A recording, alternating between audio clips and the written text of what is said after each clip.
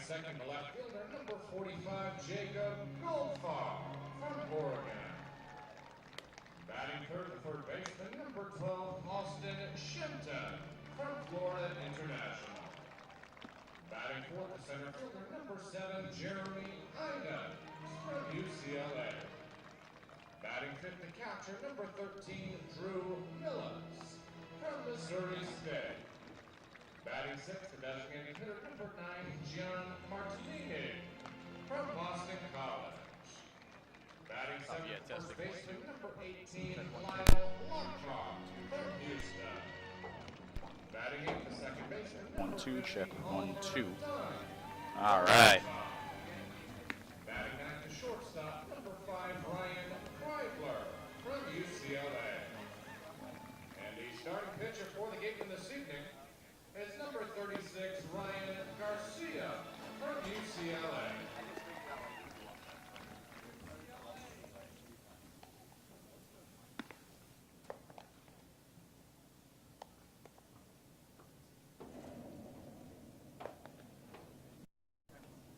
Check 1-2, check 1-2, testing 1-2, testing 1-2, testing 1-2, testing 1-2.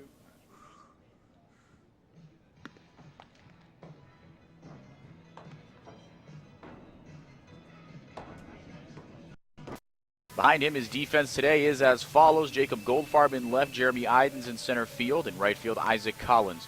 Left to right in the infield, Austin Shenton, Ryan Kreidler, Oliver Dunn, and Lyle Lockhart Jr. He'll be facing a Chatham Anglers offense that, for all intents and purposes, is the best in the Cape League. They rank upstairs in pretty much every offensive category except batting average, relatively low at 253 as you compare it to the rest of the league. But other than that, I mean, their numbers in all of the categories are phenomenal. They steal more bases than anyone else by a truly stupid margin. They've stolen 74 bases this year, second best the eliminated YD Red Sox at 51. Their team slugging percentage also second best in the league at 391. First pitch of the CCBL Championship Series in 2018 is a foul ball 4 minutes after scheduled first pitch, 6:34. On an overcast day where the game time temp is a brisk 73 degrees. It feels brisk anyway, the sun not shining through these clouds. On misses up and away, 1-1 from Garcia to Blake Sable. Sable, a team leader in batting average this year for the Anglers, one of 5 guys to hit a 300 or above for Chatham. Like I said, a really scary offense. He'll take the 1-1 and sky it into foul territory. Jacob Goldfarb's got a beat on it, but it's going to fall in front of him. Given extra life is Sable. 1-2 the count. It'll be Sable, Torkelson, Bush, and Simpson. And if that doesn't strike fear into your heart, it's because you haven't been watching Cape League baseball this year. These are 4 of the best hitters in the Cape League. This leadoff guy right here, Sable, 7 home runs this year. Torkelson with 7. John Rave batting a little lower in the lineup with 4. Michael Bush with 6. Tristan English and Colin Simpson with 5 apiece as well. So a very good lineup at the top of the order anyway for Chatham. As that one registers at the knees to put Sable away on strikes. First K of the day for Ryan Garcia, and it's brought to you by the law offices of Lang, Exafaris, and Bullard. He'll face Spencer Torkelson out of Arizona State. Torkelson, nothing short of nasty. Like I said, he can hit for average, he can hit for power, batting .333 this year. Tied for that team lead with 7 home runs. Second on the team with 27 RBIs, and has kept the strikeouts relatively low given the pop that he's been able to hit with all year. Just 17 on the year in 81 at-bats. Excuse me, my apologies, wrong stat line. That's Michael Bush, 24 strikeouts in 81 at-bats. So actually not as low as one might think. That one skips away. But Torkelson also a Team USA selection, one of the few Team USA selections to come back and play for their Cape League teams. Mason Fioli, Andrew Vaughn, and Bryson Stott did not elect to do so from the Gatemen, but alternate call-up Brian Packard, his plan anyway, was to come back to the Gatemen. But he caught a bit of a bug. Well, I say a bit of a bug. It almost took him down for good. He meant to come back to the Gatemen, made it back to the Cape, but still was very under the weather. He lost 15 pounds in a week when he was down there in Cuba. That one popped up. Right field, Isaac Collins coming in on it, fighting the clouds, and makes the catch for out number 2. The second baseman, number 33, Michael Bush from North Carolina. Torkelson to wrap up a point on him. In a very good Pac-12 conference, just finished up his freshman year there, and had a USA leading 25 home runs this year just as a freshman. Kid can hit. First pitch, strike on the outside corner to Michael Bush out of UNC.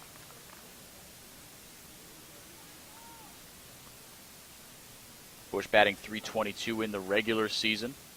In the playoffs, .357. Has a pair of RBIs and a home run already. Oh, misses low 1-1. But Sable and Torkelson, they have kept up their torrid pace into the playoffs. Like I said, this very top-heavy Chatham lineup. Each of them with 2 home runs, at least 3 RBIs apiece. That one registers in for strike 2. Garcia looking comfortable as ever.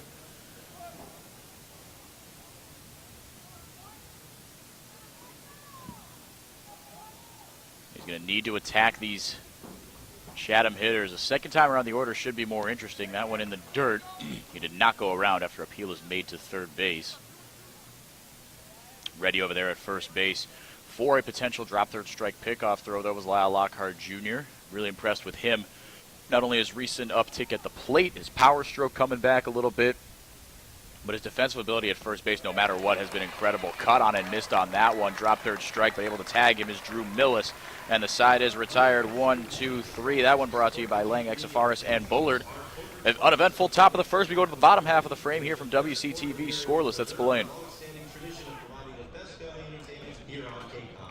On behalf of the entire Cape League family, we would like to acknowledge and thank our 2018 corporate sponsors. The Yachty Foundation, Chatham Bars Inn, Curry College, Cape Cod Healthcare, the 99 Restaurants, Coca-Cola Bottling of Cape Cod, Cape Cod Potato Chips, Cumberland Farms, Baseball Factory, Badger Sports, Cape and Island License Plate, 47 Brent, Cape Cod 5-cent Saving Bank, Stop and Shop, Cape Cod, Franklin Sports, Advanced Embroidery, Cape Destinations, Robert B. Allen, Sullivan Tire, Diamond Sports, Vacation Aid Cape Cod, Cape Cod Veterinary Specialists, the Cape Cod Times, Fairway Financial, Kinlan Grover Real Estate, Cape Cod Chamber of Commerce, Highline Cruises, Sports Picks, On Deck Sports, Barnstable Bennett, Hyannis Area Chamber of Commerce, H.P. Hood, Sunderland Printing, Axis Bass, and of course, thank you to Major League Baseball for over 50 years of support. The Cape Cod Baseball League reminds all fans that smoking or use of any tobacco product is not allowed in any school facility in Massachusetts. Please do your part to keep us in compliance with the state law. The 99 Restaurants has 9 real-size entrees for only $9.99. They're big, hearty portions you can count on all day, every day. Like their hand-breaded crispy fish tacos with cilantro lime rice. The 99 Restaurants, proud sponsor of the Cape Cod Baseball League. For performance wear that's lab tested, game proven, and guaranteed for life, Badger Sport is the name that's trusted by coaches, players, and fans alike. Badger Sport, proud to be a national sponsor of the Cape Cod League and proud to help athletes make their big league dreams come true. Visit Stars Restaurant at Chatham Bars Inn Resort and Spa for a world-class dining experience. A proud member of leading hotels of the world.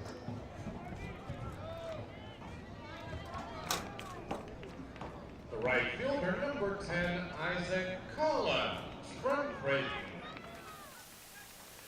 Welcome back to Spillane Field on WCTV. 0-0 is our score. An immaculate 1-2-3 inning for Brian Garcia. Registered a pair of strikeouts in the top part of a very, very good Chatham offense. They can hit for average, and more than anything, they can hit for power. And also doubly impressive, they steal a lot of bases. Like I said, the second most bases stolen by a single team, 51, was the YD Red Sox. Chatham stole 74. This year. Truly nasty stuff. They can wreak a lot of havoc once they get on the base paths. They do it at an alarming rate as well. Trying to do a little bit of that himself is right fielder Isaac Collins. He will step in here against Austin Bergner. Bergner truly nasty out of UNC. Phenomenal year there. He's one of the best prospects in the country. Fastball has been rumored this year to allegedly touch 97 this summer. Kid is good. In the playoffs, just one appearance, gave up 2 earned in 6 innings of work against the Harwich Mariners. That one misses just outside. Good take by Collins. But before that was not an East Division starter, or an East Division All-Star, I should say, but in the regular season, 2-1, a 2.38 ERA in 4 starts, 22 strikeouts, 22 innings, 26 strikeouts, excuse me, and the 7 walks. Certainly helped things out as well. That one shot up the middle for a base hit. Isaac Collins gets the offense going for Wareham. Runner aboard in leadoff fashion. Here in the bottom of the first inning, Jacob Goldfarb, the on-base machine, will bat with 1 on and nobody out. Number 45, Jacob Goldfarb from Oregon.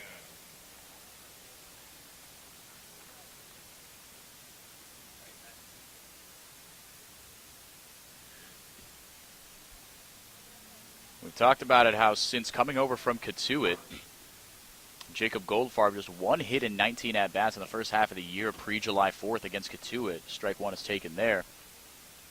Since then, even though the batting average has fluttered right around 250 for Goldfarb in the regular season, his on-base percentage right around 500.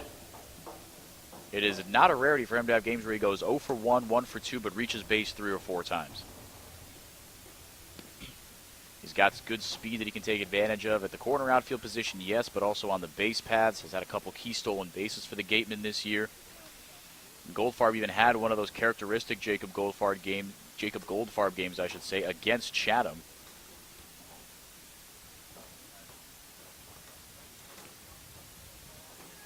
Kind of missed on that one, 1-2.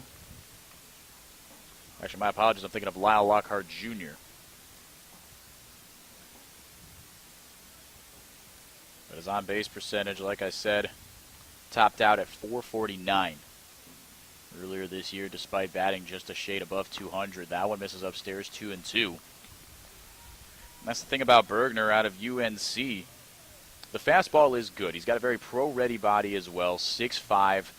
A little bit of a string bean at just around 200, 220, 230, which isn't that meaty for 6'5". But if he puts a little bit more meat on those bones, can you learn to use his legs a little more?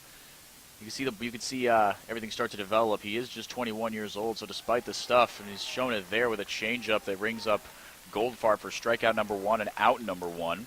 Isaac Collins staying at first base. Here comes Austin Shenton.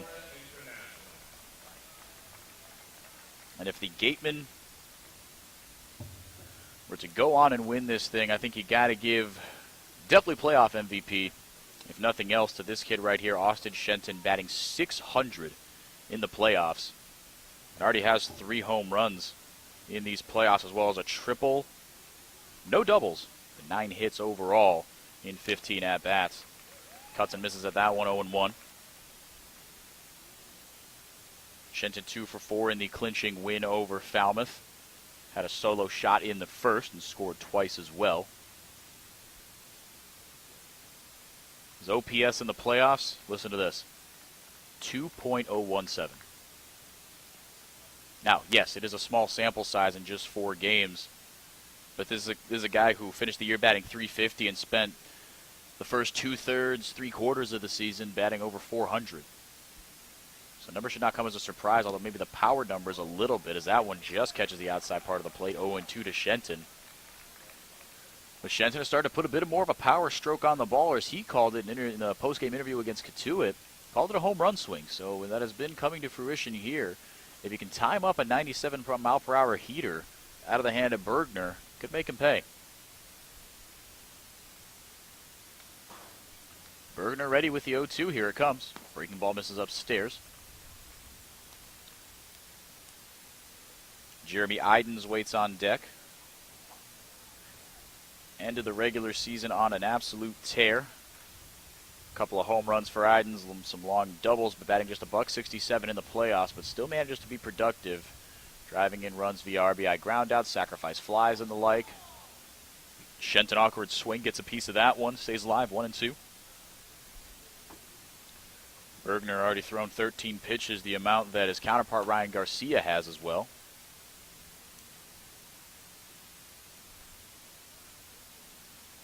Left to right in the outfield For Chatham, Blake Sable, John Rave, Spencer Torkelson, left to right in the infield, Ramirez, Jones, Bush, and McCann. So that one is shot straight back with Collins taking off. He'll retreat. That's Ben Ramirez out of USC, Greg Jones, Michael Bush, and Kyle McCann. Behind the dish, Colin Simpson for the Chatham Anglers.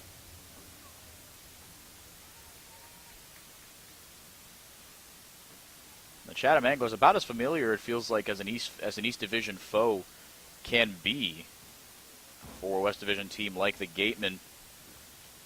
Opening day, these two teams faced off at Veterans Field. Gatemen took that one 12-4. 2 games at Spillane, Gatemen were victors 7-3 and 6-3. And then marching on over to Veterans Field the last time, the Gatemen dominated that one through and through 9-2. So the Gatemen have not lost to the Anglers this entire season, and have done so with a plus 22 run differential. So it really has been dominant wins back to front, but to beat a team 6 times, even in as long a season as this is now becoming, approaching close to game 50, this is technically game number 49 for both these teams, but still very hard to do. And Chatham, despite finishing the regular season just 3 games over 500, they would not have made the playoffs if they were a West Division team. They would have been a point behind Cotuit. West Division top down much better than the East, but Chatham is one heck of a ball club, not to be overlooked by any stretch of the imagination. 2-2 again to Shenton, putting together a phenomenal at-bat as he skies that one backwards. 8th pitch of the at-bat coming up to the FIU Panther.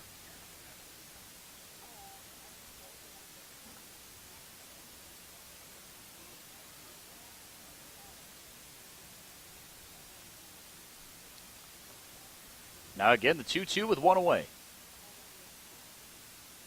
Bergner goes, so does Collins. Ball low, the throw down. Not in time. Isaac Collins in there with his first stolen base of the day. And now runner in scoring position and a full count to Austin Shenton.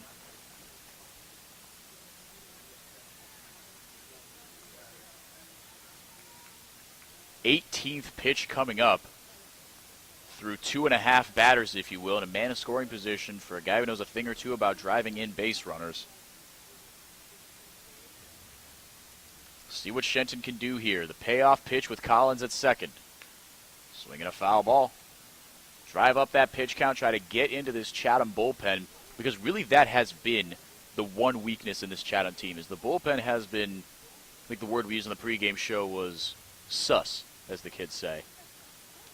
Just has not been fantastic. That's been what the Gatemen have taken advantage of in almost every performance that they put together against the Chatham Anglers. On opening day, it was a 5-3 victory for most of the day, but then in the 9th inning, I should say, at Veterans Field, the Gatemen put up a 7 spot.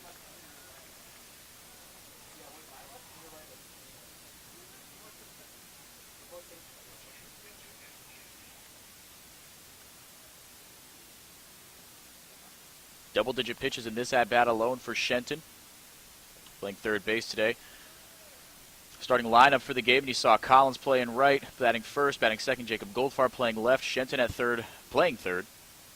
Jeremy Adams playing center field today, batting cleanup. Drew Mills in the 5-hole doing the catching duties today. Best defensive catcher this year for Wareham. Swing and a miss, he got him on strikes. Heck of an at-bat by Shenton, but Bergner blew one by him. That fastball, put the buggy whip on that one. We don't have a radar gun display here at Spillane, but that thing must have been at least 95 miles an hour. Back-to-back strikeouts. And here comes Jeremy Idens, the only man in the Cape League this year to cross the 30 RBI plateau in the regular season. Ended the season with 31 and had one yesterday in the 7-4 win versus Falmouth. Or not yesterday, I should say Thursday, my apologies.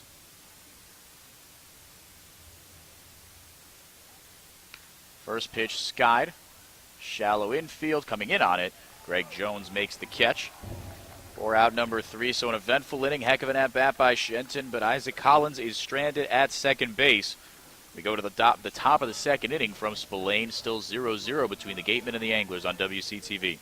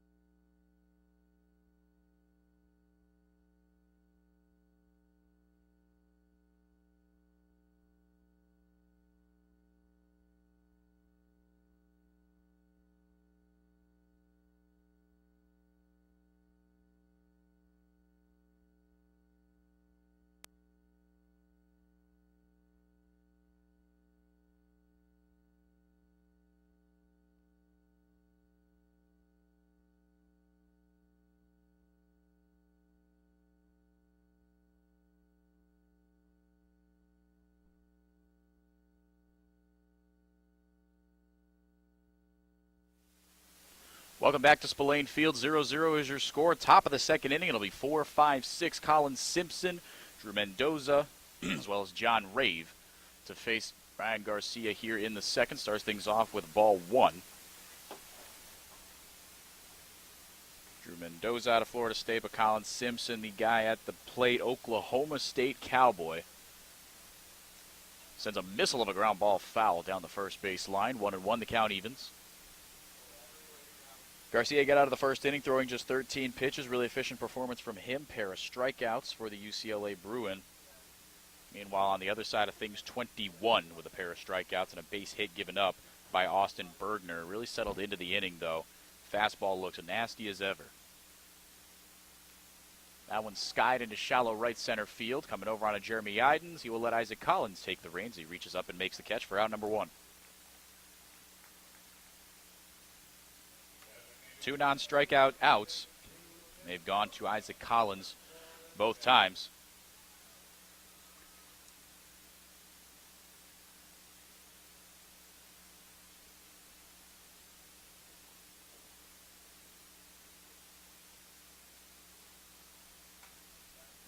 Now Drew Mendoza out of Florida State, the designated hitter today, will step up to the plate.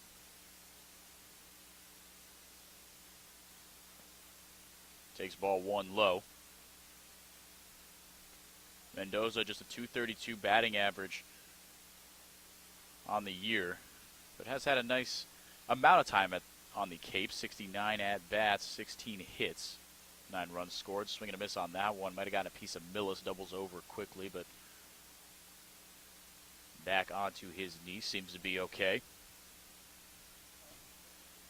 Millis left the Katuitt game at Lowell Park, I should say, with a bit of a cramp. Might have been caused by dehydration. I mean, that's the thing about these Cape League games that get started on the fields with no lights. The playoff games, you can't have ties in the playoffs, obviously, so the stadiums without lights, those games start at 3, 4 o'clock. But it was hot as the dickens at Katuitt. Close to 90 degrees and muggy for the 3, 4, and 5 o'clock hours that game was played.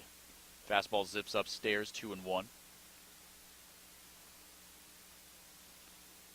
Mendoza just 1 hit in 4 at-bats despite 3 games played. Has a couple of walks and has helped out his on-base percentage, but just 1 strikeout. He's put together some pretty good at-bats so far, and 1 strike away, I should say, from bagging his second of the playoffs.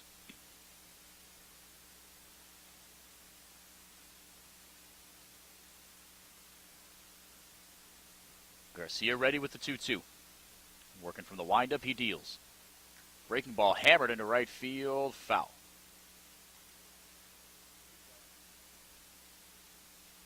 We'll do it again, 2-2.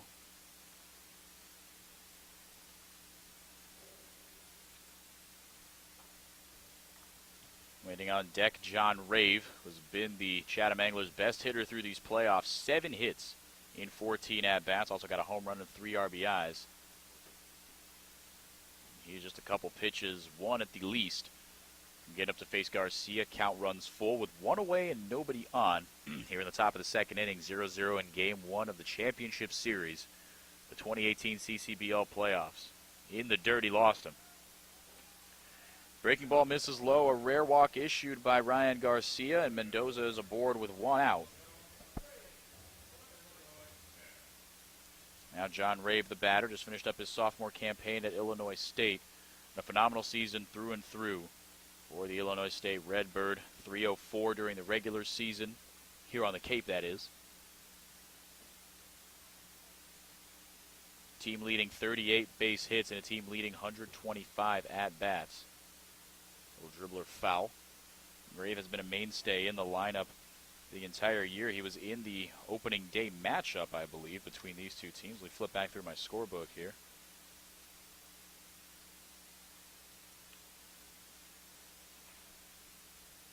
In fact, he was. He batted leadoff. Played center field in that one and is playing center field here today for his Anglers. Garcia from the stretch, the 0-1, shows bunt, pulls back, misses low, 1-1.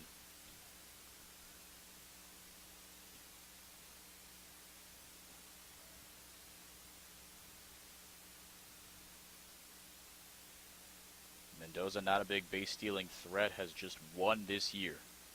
Taking a conservative lead at first, as you can see. That one lifted into left field, going to get down for a base hit. Yes, just barely.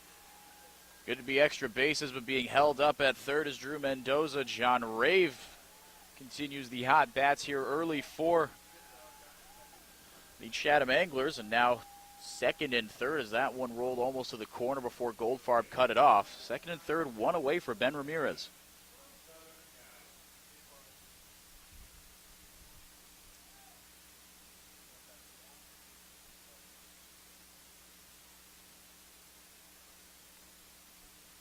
Ben Ramirez, rising sophomore out of USC.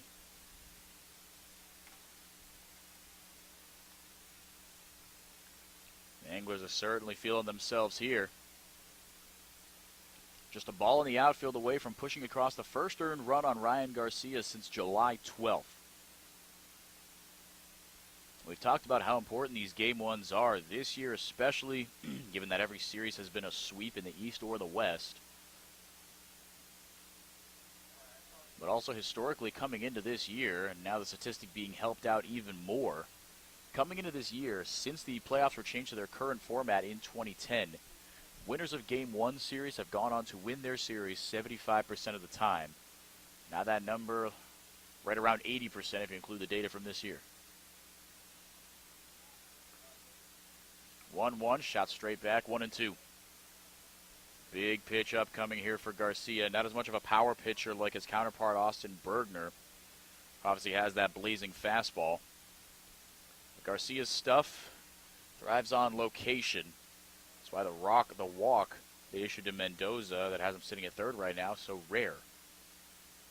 Infield back for Wareham, corners in. Swing and a miss, he got him on strikes.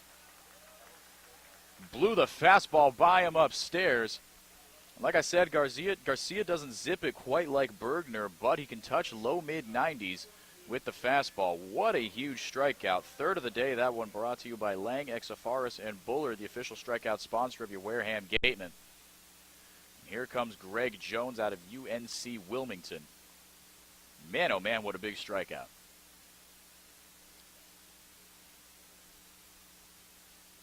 First pitch in the dirt, Millis with a nifty pick to keep the base runners right where they are. Mendoza at third, John Rave at second.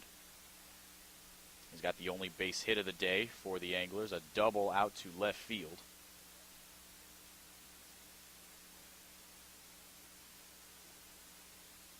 Jones batting .259 this year with some pop, 3 home runs this year for the UNC Wilmington product. Heck of a frame there by Millis, evens the count at 1-1. Big pitch.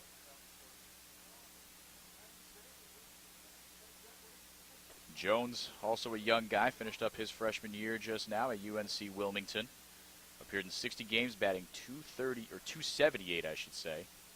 A .522 on base percentage. That one hammered foul. We'll do it again. Or excuse me, the count goes to 1-2.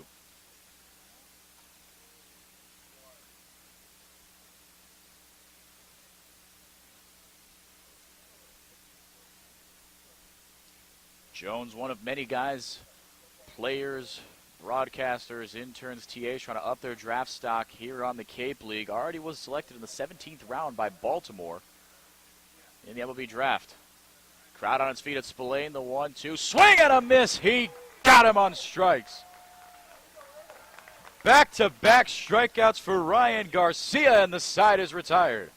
What a gutsy performance by the UCLA Bruin in the second. We go to the bottom half of the frame, still scoreless at Spillane on WCTV.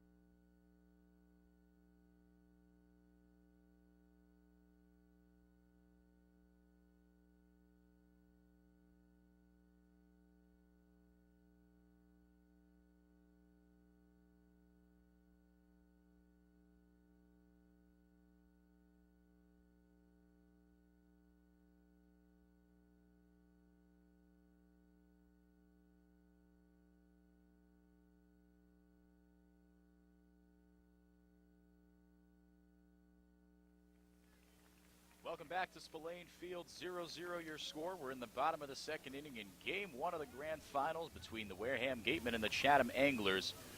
Ryan Garcia with one of the biggest innings of work of his Cape League career in what is his final outing.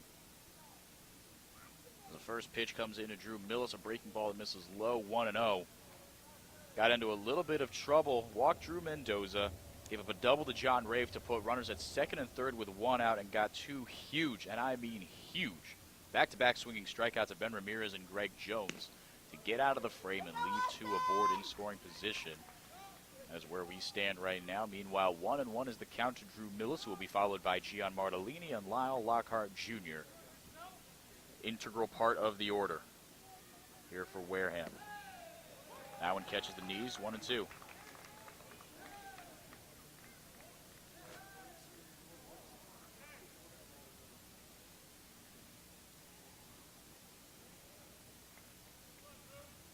From the windup, Bergner got him on the inside corner. Millis knew it. Dove back a little bit. Did that fastball, just a little bit of cut on it. Third strikeout of the day already through a combined 3 1/3 innings of work between both pitchers. Already 7 strikeouts. We knew it was going to be that kind of game. Both these guys, high strikeout pitchers. While Garcia doesn't live and die by it quite as much, Bergner is a little more of a conventional power arm. Gave up 2 earned runs in 6 innings of work against the Harwich Mariners in his only start of the playoffs.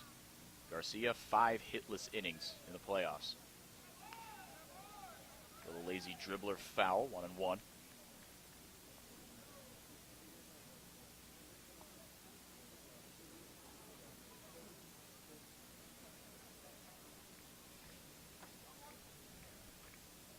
Martellini and Millis have been living in the 5-6 hole pretty much all playoffs. The only thing they've been switching up is who bats 5, who bats 6, and who catches and who DHs, really. Millis a little better of a defensive catcher. No knock on Martellini's defensive abilities, but Millis has been a machine back there. Changeup drops in there for strike 2. Martellini had a lot of big pinch hit appearances and performances throughout the regular season. His biggest against his former team, the Katua Kettleers. In the dirt on that one, 2-2. The home plate umpire taking no prisoners on the throw down to the pitcher on his new baseball. My goodness, he zipped it. And another one.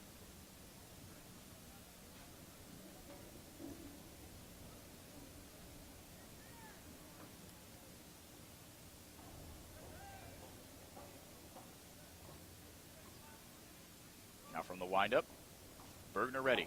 2-2 way upstairs. You see how quick that fastball is coming in. You got about 1/5 of a second to react on whether you want to swing at that thing or not. That is if you can catch up to it. While Bergner does have stronger stuff than Garcia, he hasn't located it quite as well. That one's sent into left center field. Going to get down for a base hit. Could be extra bases. Cutting it off in center field will negate that possibility. Martellini around first with a 1-out single. Here comes Lyle Lockhart Jr. Hard hit ball off the bat of Martellini, but Rave had that played very, very well. The first baseman, number 18, Lyle Lockhart from Houston.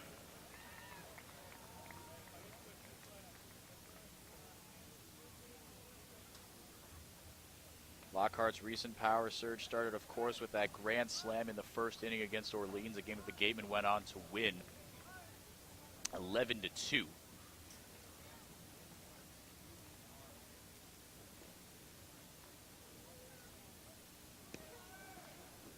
Whereas he hit in the 4-5-6 hole for much of the season and didn't find as much success, he has done a lot better as of late in the bottom of the order. Been living in the 7th spot as of late.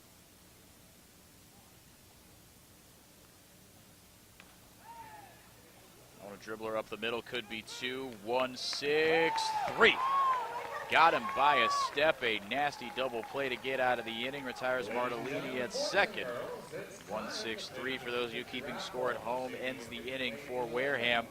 Gatemen get hits in back-to-back innings, but can't do anything with them. Still scoreless are we at Spillane Field on WCTV. We go to the top of the third when we come back.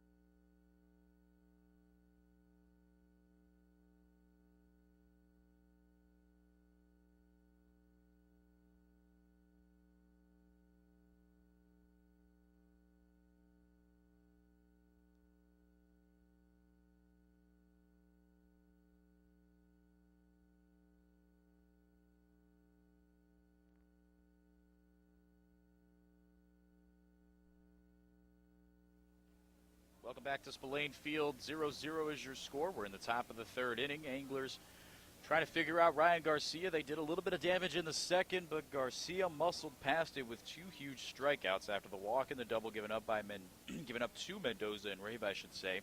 He'll face 9-1-2 Kyle McCann, Blake Sable, and Spencer Torkelson here in the third inning.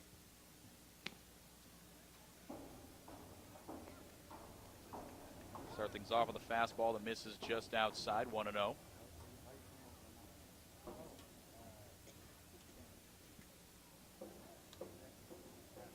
From the windup, Garcia ready. 1-0 fouled off, evens the count, 1-1. You keep that foul ball, courtesy of attorney Glenn Hennington and his daughter Tetta. For Georgia Tech's Yellow Jackets this year in his sophomore campaign, named to the All-ACC third team. McCann, a first baseman catcher product. Today playing first for the Anglers. That one misses low, 2-1. Hit 300 with 15 home runs, a triple, 10 doubles, and 37 walks this year at Georgia Tech. In the playoffs, hitting pretty well as well, 273. 4 RBIs and a homer.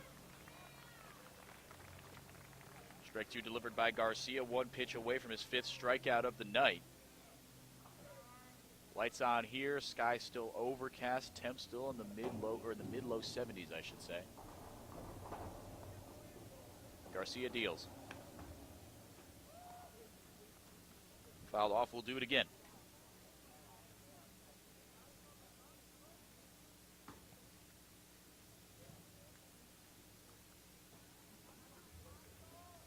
McCann mainly in the lineup on a consistent basis for Chatham. Due to his defensive mettle, behind the dish, yes, but also at first base. Over his 34 games that he played this year, just batting .219. 11 RBIs, but the 36 strikeouts are higher than anyone else is on this Anglers team besides Colin Simpson, who has 38.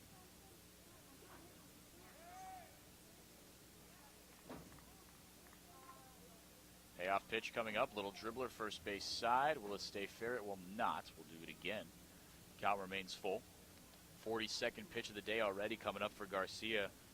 That second inning spiked his pitch count, 21 it took him to get out of.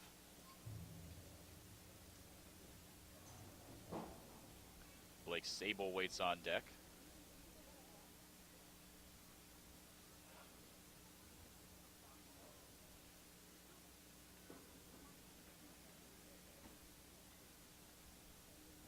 Sable 7 home runs as a leadoff hitter this year. Shows you the kind of lineup that the Anglers have as that one misses outside. Another walk given up. Haven't seen Ryan Garcia give up too many of those this year. Talked about it earlier, and the one he gave up last inning almost got him in trouble.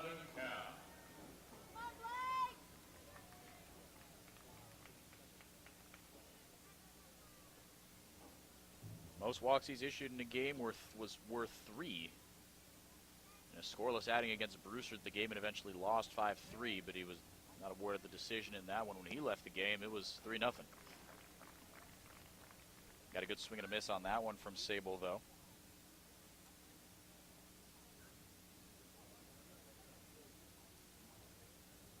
Whenever Garcia throws, Easton Lucas throws as well. So we'll see him later in the game, but I think you want to get at least 4, maybe 5 innings out of Garcia. You're not saving his arm for anything else this summer, so it's a school of thought that says you let him go as many as he can. Now, of course, everyone on the Cape, coaches, players, everyone, at least partially under the thumb of the NCAA as far as their coaches and pitch limits and the like. That one hammered down to the right side. Oliver Dunn able to make a nice play on it. Go over to first. It does advance the runner, so with 1 away, Kyle McCann in scoring position, but Blake Sable retired on a nice athletic play by Oliver Dunn. As Dunn has gotten more and more back into this lineup, you remember why he had the accolades he had at USC, or excuse me, at Utah, I should say. Sorry, still Ben or Blake Sable on the brain.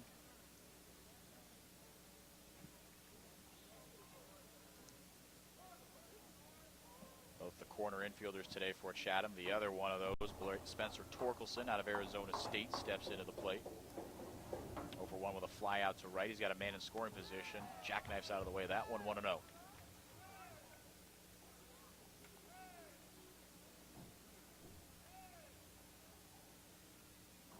Torkelson, like I said, hit 320 his freshman campaign at ASU, I should say. And a nation-leading 25 home runs. Kid's got a bright future ahead of him. That one's skied into left field. Shallow. Coming back on it, Ryan Kreidler waves off his outfielders, makes the catch in foul territory, runs it back in. A huge second out for Ryan Garcia and company. 2 away and 1 out. 2 away and 1 on, I should say. Here comes Michael Bush. The second baseman, number 33, Michael Bush, from North Carolina, Chapel Hill. Highly touted recruit out of Minnesota originally. Inner Grove Heights, not too far from Maple Grove, Minnesota, where Isaac Collins is from originally. Number 3 player in Minnesota out of high school, number 1 shortstop in the state, as according to Perfect Game. That one chopped left side. Oliver Dunn, easy pickings for the Utah Ute, and the side is retired. Leadoff walk does not come back to bite Ryan Garcia. Instead, a 1-2-3 innings, no strikeouts this time around, though. But to the bottom of the third we go. Still 0-0 at Spillane on WCTV.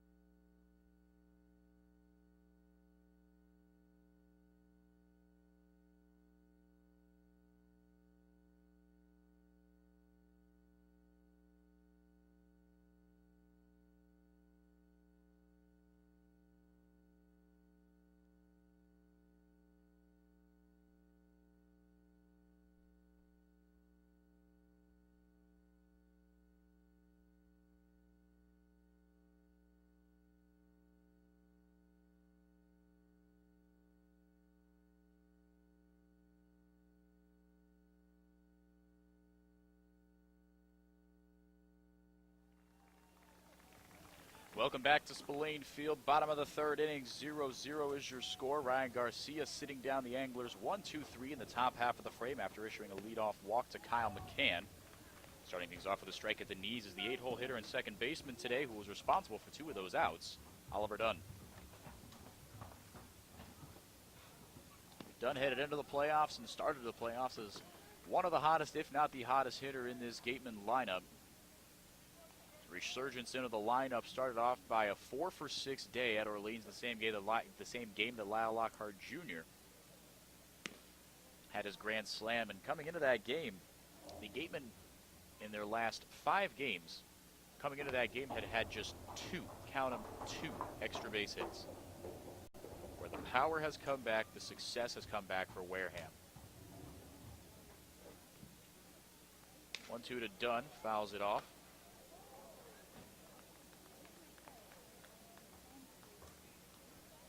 37th pitch of the day coming up for Bergner, the sophomore out of UNC. But Oliver Dunn in on that day. 4 for 6, like I said, 2 singles, 2 doubles, 2 runs scored, 2 RBIs as well.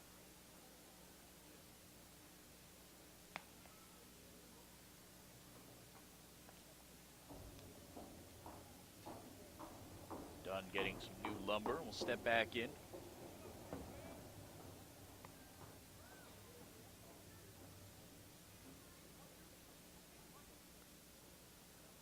Gatemen trying to put something on the board here against the Chatham Angles, a team they have not lost to all year. That one skied into shallow left field, coming back onto Greg Jones. Makes the catch. Blake Sable, his left fielder, allowed him to do so. One away.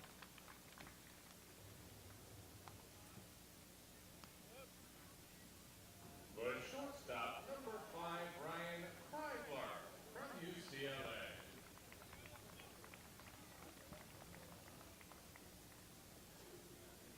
Kreidler steps in. 2 home runs in the last 3 games of the regular season. Been swinging a much more powerful bat as of late and batting .250. That is right around where his numbers were during the regular season. That one a weekly hit, ground ball to the left side. Ben Ramirez has trouble with it and bailed out by Kyle McCann over there at first base. My goodness, what an effort. Ramirez had that one played pretty well, boofed it initially, but bailed out by his first baseman. 2 away. Right fielder, number 10, Isaac Collins. Isaac Collins, the only guy with a base hit besides Gian Martellini in today's game. Led off the game, I should say, with a single. Also stole second in his last trip.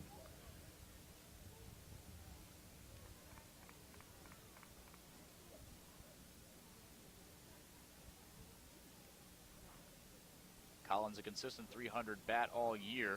In the playoffs, batting a cool .474. One of 3 guys in the Gatemen lineup hitting above .450. The other one, Austin Shenton, .563. Gian Martellini clocking in at .462. Bats have come alive at the right time for Wareham. Hitting .326 as a team during the playoffs. Chatham not too far behind them, .303. 0-1 breaking ball misses low, 1-1.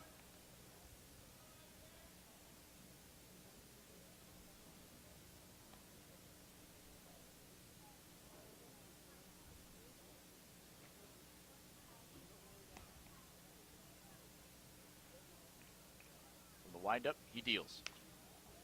Skied fouled on the left field line, 1-2. Should Collins survive, it'll be Jacob Goldfarb, who's over 1 with a strikeout today. Neither one of these teams have lost a game since the end of the regular season. Gatemen have not lost a game to Chatham all year. 1-2 to Collins. Just low. Colin Simpson was ready to put the inning away. With 2 away and 2 strikes, Collins putting together another fantastic at-bat.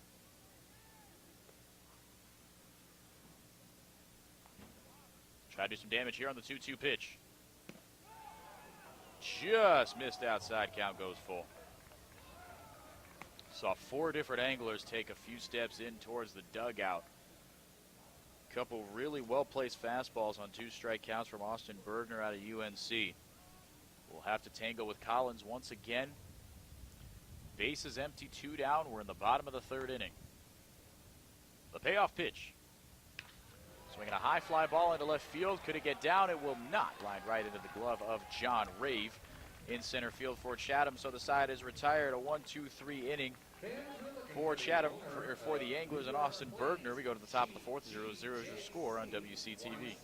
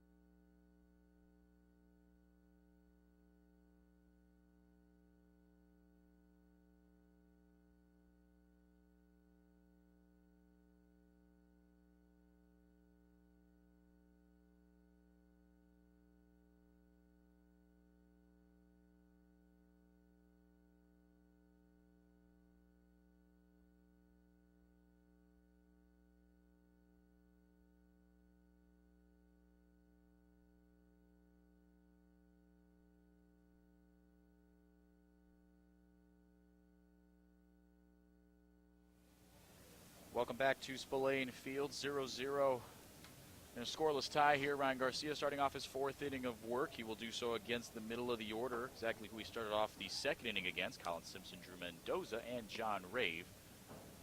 Breaking ball doesn't miss by much, 1-0 on the inside to the left-handed hitting Simpson out of Oklahoma State.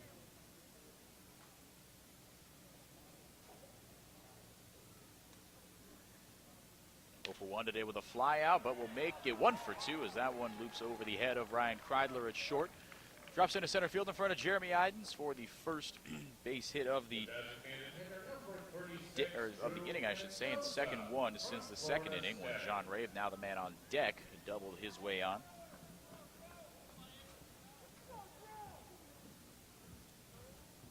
Mendoza steps up, walked his last time up.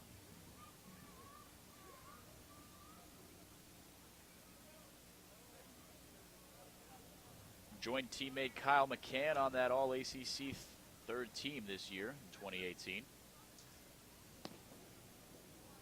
Both those guys in the same age group as well, just both finishing up their sophomore years.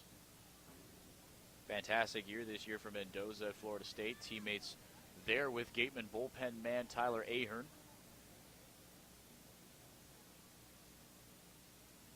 Garcia takes his time, deals the 1-0, misses inside, 2-0.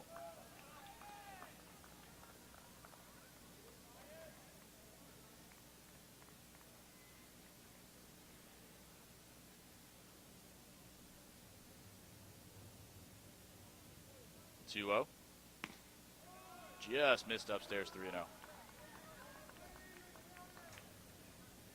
Needs a bounce back pitch here. One pitch away from tying his season high in walks with 3. Shows you how few guys Garcia has let on with the free pass this year. Get me over fastball does exactly that, 3-1.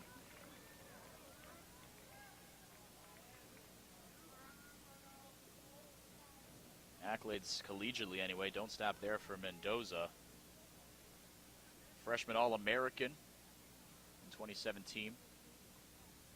Second team, I should say. Also drafted by the Detroit Tigers in the late rounds of the 2016 draft. 2017 College World Series All-Tournament team. And now, base runner. For the second time today, given the free pass. Pair of walks puts runners at first and second for John Rave.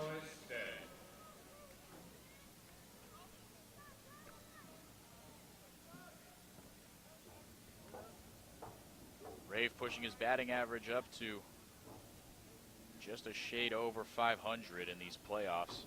533 with a base knock today, his 8th of the playoffs already. Had a double his last time up in the second into the left center gap. He's got 2 on here. Squares around to bunt, pulls back. Ball 1.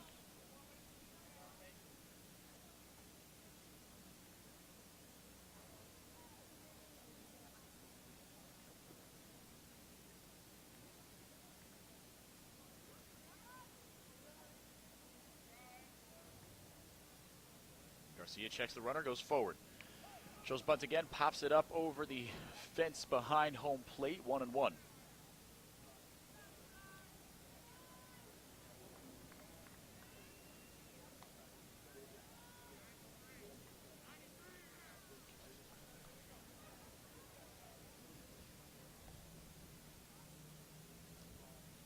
Top of the 4th inning, Chatham with their best opportunity to score since the second inning. Garcia muscled his way out of that one. He's going to have to do a little bit more of it right now. The 1-1. Fastball misses outside, 2-1. Garcia not able to find the zone consistently here. Had a couple of the base runners fooled, though. Colin Simpson dancing around at second base. Drew Mendoza sticking at first.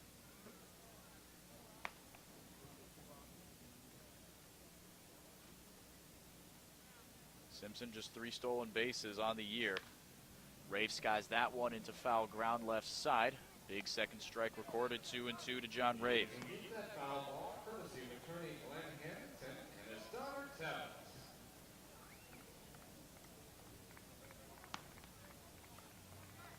Brave everyday center fielder here in Chatham, yes, but also at Illinois State, all Missouri Valley Conference second team.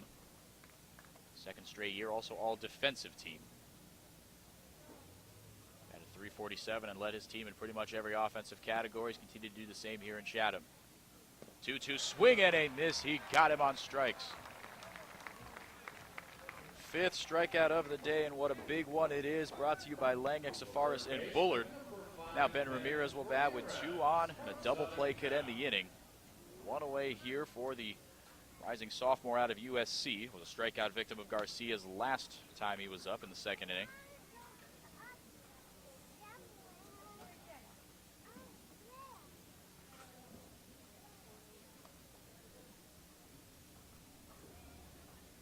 First pitch to him, breaking ball, got him at the knees. Garcia has tried that pitch a few times and has found limited success with it, but extremely well located there.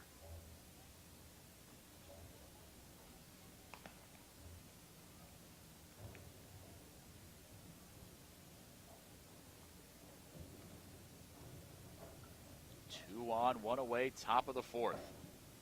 The 0-1 in the dirt. Millis sacrificing his body to pounce on that one. 1-1.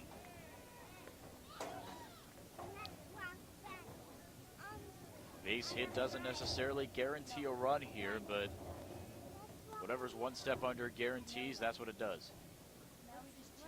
Chatham trying to strike first off the bat of Ben Ramirez. The 1-1. Dropped in there, the changeup gets strike 2.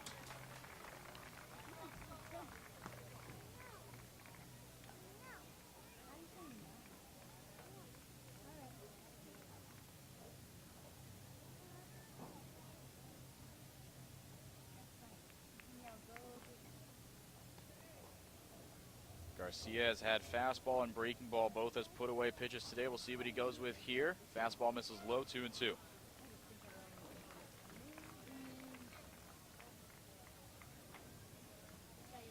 Greg Jones waits on deck, was the second of the 2 back-to-back strikeouts in the second earlier today.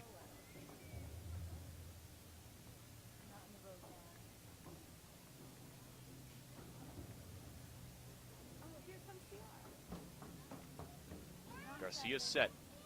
Pac-12 versus Pac-12. The 2-2. Swinging a high fly ball, left field. Jacob Goldfarb has a beat on it, ranges to his right, makes the catch for a huge out, number 2. Garcia 1 out away from muscling out of another inning.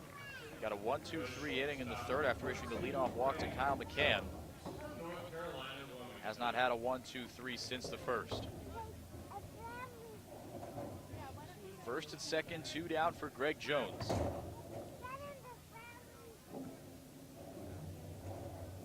Out of UNC Wilmington. Fantastic freshman campaign as a Seahawk like we talked about.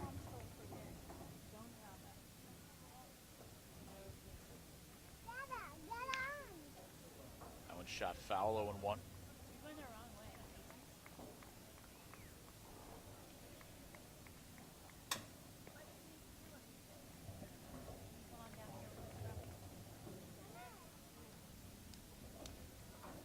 Already a high draft pick, 17th round out of high school. 75th in Baseball America's top 500 draft eligible players in 2017. Again, that's just out of high school. After a great campaign his freshman year. Up his draft stock a little more. Great year out here on the Cape, but now sitting at 0-2. Jones 259 this year. 3 home runs, 9 RBIs this summer. A big 0-2 coming up here from Garcia. 2 down, 2 on. 0-0 on the top of the 4th. Chatham trying to strike first. 0-2 just outside. Very well located fastball, waist level and away to Greg Jones.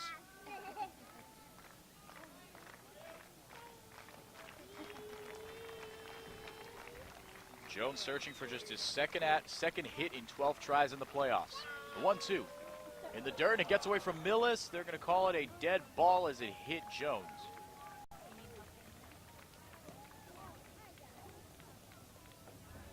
Tough break there. Will load the bases for Kyle McCann.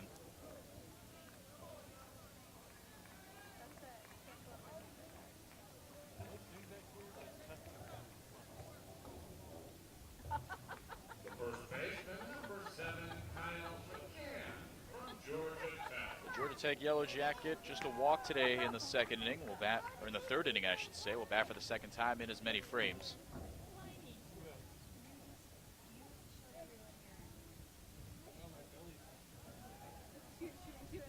Single walk and a hit batsman. Load him up here for Chatham. First pitch low, 1-0.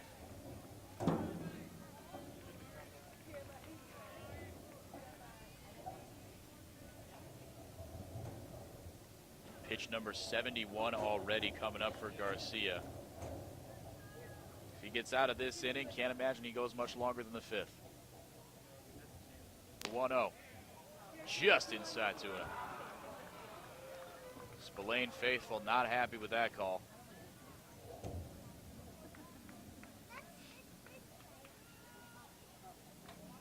Nobody warming up in the bullpen just yet, although it will be Easton Lucas whenever Garcia's day is done.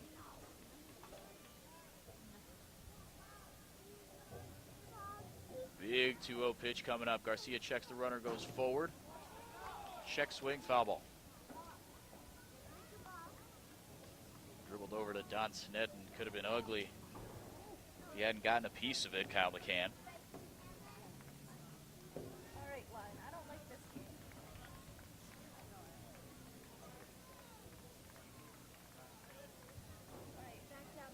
Garcia trying to get out of another jam here. Already muscled his way out of one. Bases loaded, 2 away, trying to keep it a scoreless ball game. Infield back for Wareham. 2-1 pitch. Just missed with the fastball.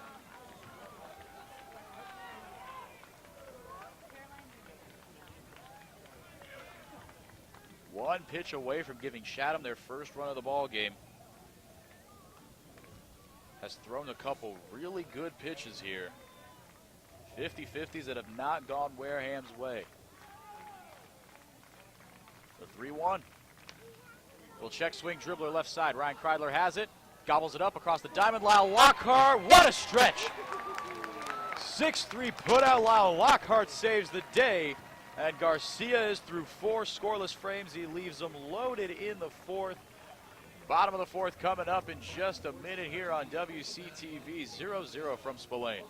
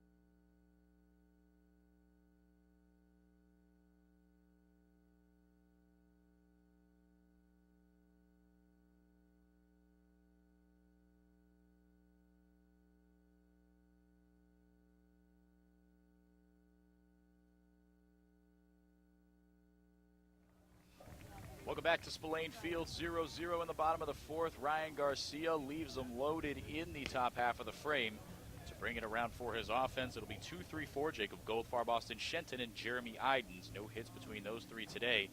They will try to figure out Austin Bergner.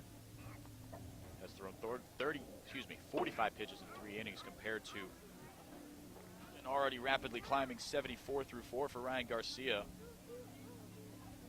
Not a ton of action on the Wareham bullpen, so it looks like he might come out for the fifth.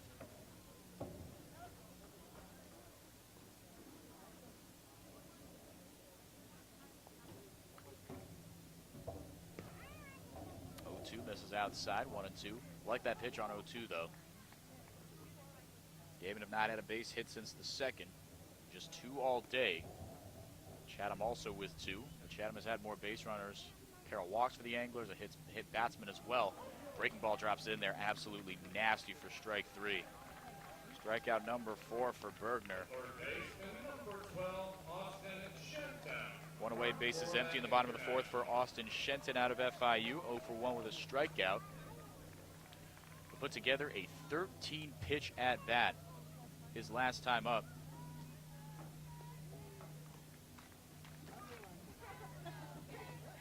(13 out of 49). Put that in perspective for you. He himself has accounted for about a quarter of Bergman's pitches.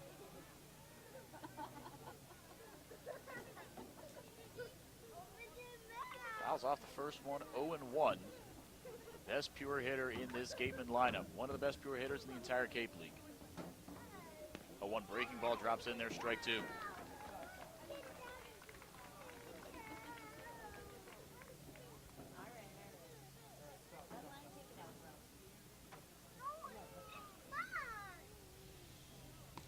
From the windup, Bergner deals.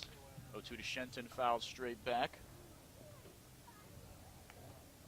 Stays alive, trying to give the RBI king of the Cape, Jeremy Idens, a little something to work with here with 2 away in the fourth. Even though the Anglers have only registered 2 hits and have not scored at all today, they've done a good job of extending Garcia's day a little longer than it has to have been. As far as pitch counts and just time on the bump is concerned, 0-2 skied foul, left side, we'll do it again. Gatemen got to start doing a little bit of the same here. They did a good job of it in the first.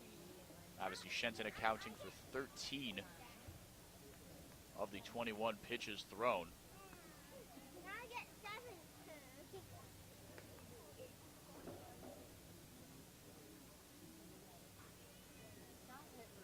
Not trying to fight here, the 0-2. Swinging a foul straight back. More of the same for Shenton. The 6th pitch of the at-bat coming up to the FIU Panther. Gatemen had their best opportunity to score. Well, there haven't been too many of them, but in the first and second, a pair of singles. The Collins with 1, Gian Martellini with another. Routine ground ball this time off the end of Shenton's bat. 6-3, it brought him off the bag. The throw was high from Greg Jones. And the Gatemen get a free base runner on the E6. They will take it any way they can get it. The center fielder, number 7, Jeremy Idens. Idens will bat with 1 on and 1 away here in the fourth.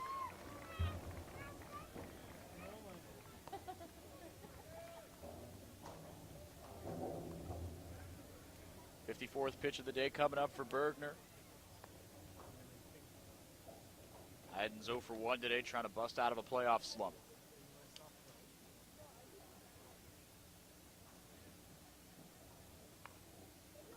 Check swing foul ball, 0-1.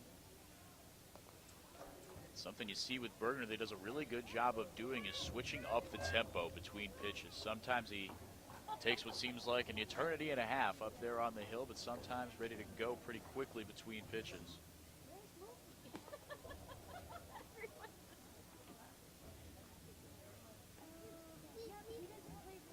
The 0-1. Swinging a high fly ball foul over the first base bleachers, 0-2. Shenton himself forced into an 0-2 count, but able to wriggle himself out of it.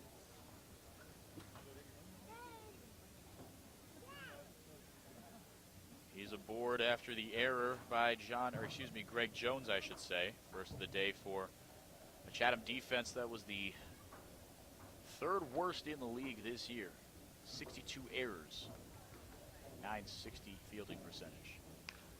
So we're going to chop left side, 0-2. We'll do it again.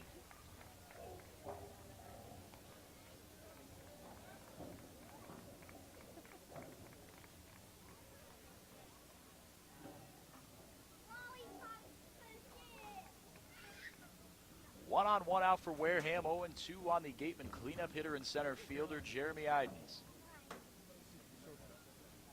Bergner comes set. The pitch. Swinging a chop left side, foul. Idens staying alive as well. Just running up the pitch count on Bergner. Better at bats being put together by Wareham. You saw our Gatemen pregame show. This was Cam Stewart's key to the game. Try to put together good at bats, especially the first time around. As a 97-mile-an-hour fastball can be something tricky to time up the first time around. Try to drive up the pitch count and get to the Chatham bullpen. That is a unit that the Gatemen have really dominated. That is not hyperbole in any way. The Gatemen have destroyed Chatham's bullpen this year, all year long. The 0-2 again to Idens. Line drive into left field, a base hit. First and second is having a little trouble with it as Blake Sable, but able to keep in front of him for the most part. Idens with a huge base hit, and now first and second, one away here for Drew Millis.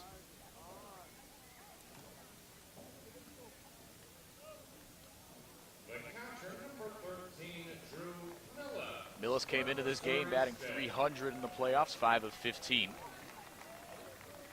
Was over one with a strikeout today, but the guy right behind him, Gian Martellini, batting .462 already with a base hit in today's game.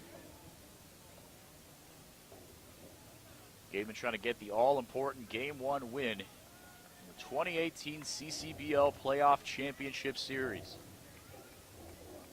Neither team has lost a game in their playoff push so far. First pitch, the switch hitting Millis. Fastball way up and away, 1-0.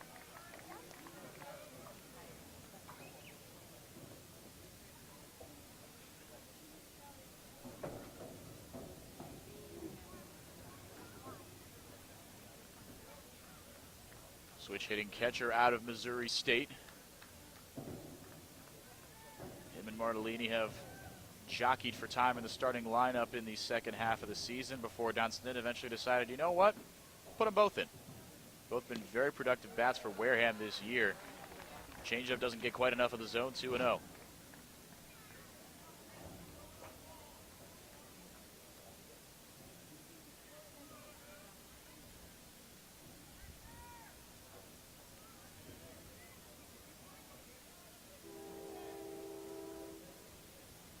From the stretch, Bergner deals. Swing and a miss. Drew Millis wanted all of that one and got none of it. Blew a 2-0 fastball right down the pipe, right by Drew Millis. Definitely wanted that one back.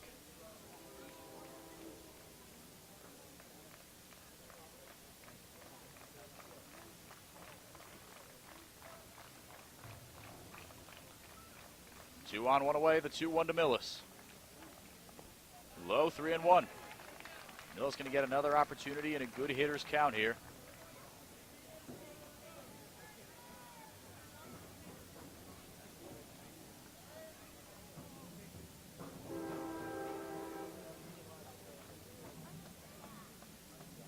Martellini on deck. Gatemen with their best scoring chance of the day right here.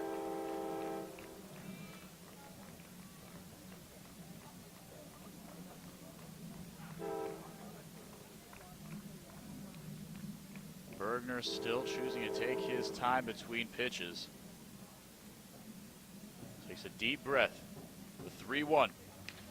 Swinging a high drive into right field. If it's fair, it's got a chance. Going back on it, reaching up and making the catch at the fence is Spencer Torkelson, but able to go from first to second and second to third. Or Jeremy Idens and Austin Shenton, respectively. Drew Millis gave that one an absolute ride. Now Gian Martellini will bat with 2 away and 2 men in scoring position. Like we talked about on the pregame show, 97 miles an hour, I should say, is all fine and good. But if you square one of those up, the faster it comes in, the faster it comes out. Drew Millis almost with a line drive home run. That's the kind of sneaky power that he has. He's very much a single doubles guy, but a guy who has unabashed power up at the plate right here, Gian Martellini.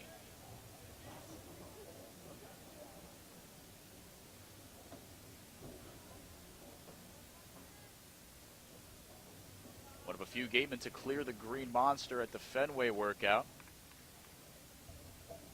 Has a home run this year, came against Katuitt, the team that he's done the most damage against unequivocally this year. Now in a great hitter's count here, 2-0. He put Millis in 2 of them, 2-0 and 3-1 in his last AB.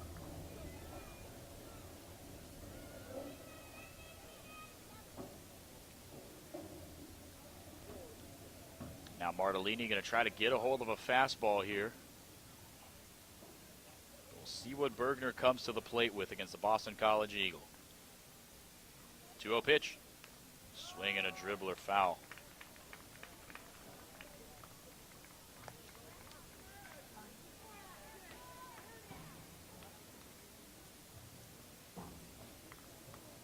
Two men in scoring position for Martellini. Been hitting at a superhuman pace these 4 games of the playoffs. Searching for his second hit of the day. Have to wait a little while longer for it potentially here, though. 2-1 is the count to the Boston College Eagle, today's designated hitter for Wareham. Shinton at third, Idens at second. The 2-1. Swinging a dribbler foul, 2-2.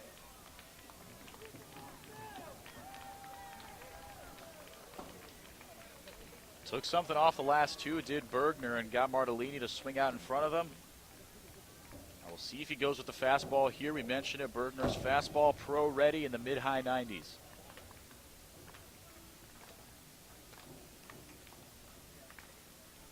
'70th pitch of the day. 2-2. Swinging a chopper up the middle. Glove by the second baseman Bush across the diamond. A 4-3 putout gets the Anglers out of a jam, and we are still scoreless headed to the top of the 5th from Spillane Field. We'll be right back after a short commercial break here on WCTV. To the top of the 5th inning we go when we come back.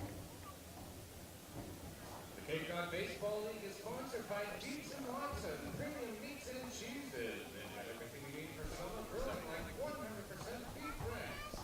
These franks are made of hand-trimmed beef with that old-fashioned snap when you bite into them. Dietz & Watson, it's a family thing. The law firm of Lange, Forrest & Bullard, providing families and businesses in the greater New Bedford community with legal services for 40 years. We look forward to serving you. For an appointment, call 508-992-1270. We invite you to learn more about the law firm of Lange, Forrest & Bullard by visiting our website, lsblaw.com.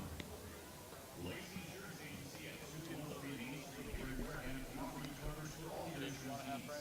We have bundle discounts, the accident forgiveness, the managing deductible, no loss, etc. But unlike those other big companies, we can quote you with multiple carriers. So forget the list and pricing and come talk to a professional. We'll help you find what's right for you.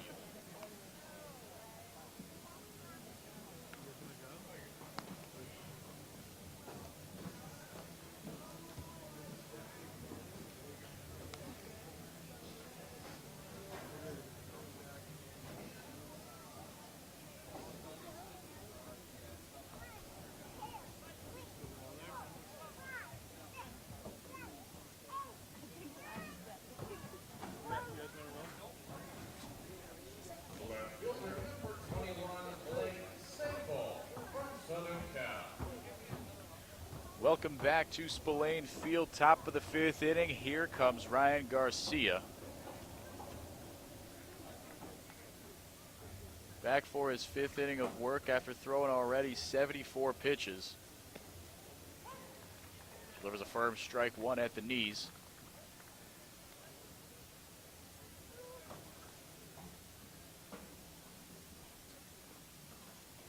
At the top of the order, Blake Sable, Spencer Torkelson, and Michael Bush.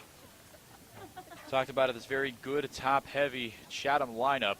23 home runs between just these 4 hitters.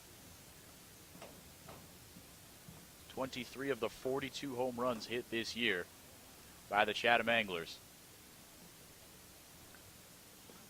0-2 misses low.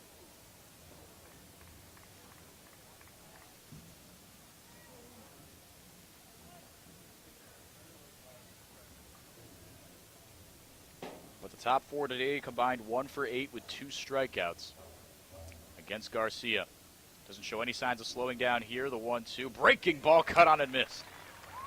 6th strikeout of the day for Ryan Garcia. 2nd of the day for Blake Sable. That one brought to you by Lang, Exafaris, and Bullard. 1 away here for Spencer Torkelson, who's 0 for 2 today.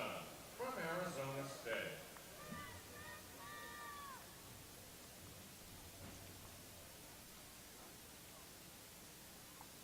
Torkelson, a NCAA D1 leading 25 home runs this year as just a freshman at Arizona State. Hit for average as well and has continued to do a lot more of that this year. We mentioned it. Torkelson batting .429 coming into this playoff series and a cool .333 during the regular season. 25 RBIs, second most on the team right behind Colin Simpson. 7 home runs also to Simpson's 5.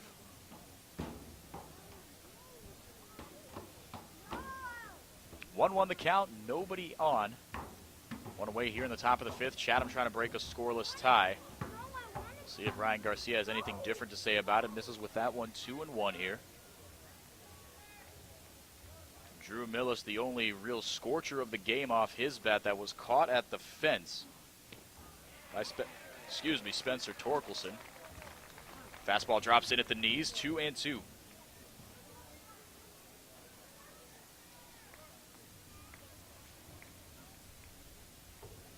Infield playing deep for Wareham, corners included. 2-2 pitch, misses upstairs with a fastball, 3-2. Garcia's given up 5 base runners in total. A pair of walks, a pair of base knocks, and a hit batsman. The free batsmen are not something that Garcia gives up too often. The payoff pitch hammered down the left field line and fair. Going to go roll all the way into the corner. Jacob Goldfarb giving chase, but not before into second with a stand-up double is Spencer Torkelson. Doing what he does best, putting hard contact on baseballs. We'll see how much longer he goes for.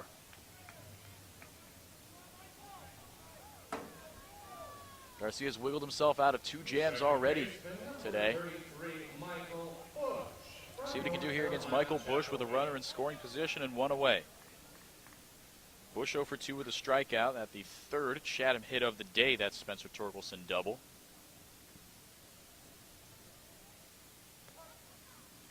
Bush 322 this year, 6 home runs, 17 RBIs. Batting .357 in the playoffs.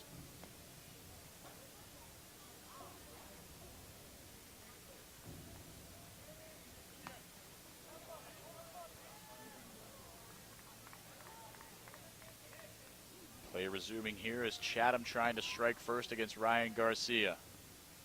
Breaking ball drops in there. Nasty stuff, 0-1. Garcia in his only other playoff appearance, 5 hitless frames against the Katua Cavaliers en route to a 3-2 victory for Wareham. They were up 3-0 going into the top of the 9th, and Katua made it exciting. 2-run shot by Peyton Burdick into the left field bleachers. Made that one a little more interesting than it had to be. 0-1 dribbled foul, 0-2. Big pitch coming up here to Bush.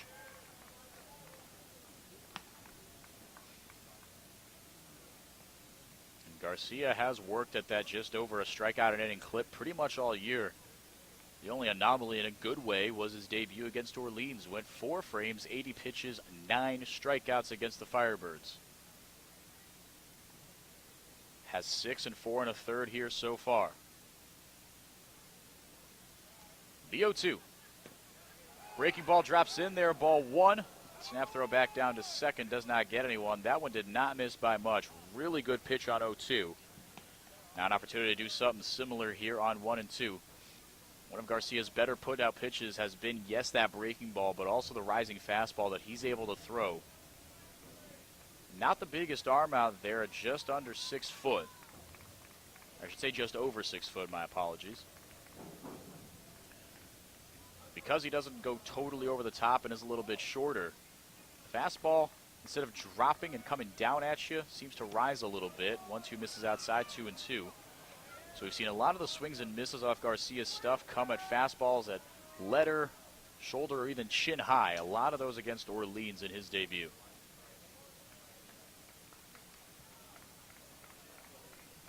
One away, runner on second, the 2-2.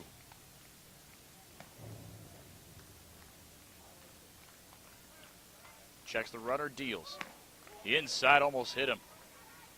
3 straight balls after working Bush into an 0-2 count. See if Garcia bounces back here. Big spot for him to do so. The cleanup man, Colin Simpson, waits on deck. He's 1 for 2, and as I mentioned, a team leading 27 RBIs in the regular season. From the stretch, the payoff pitch.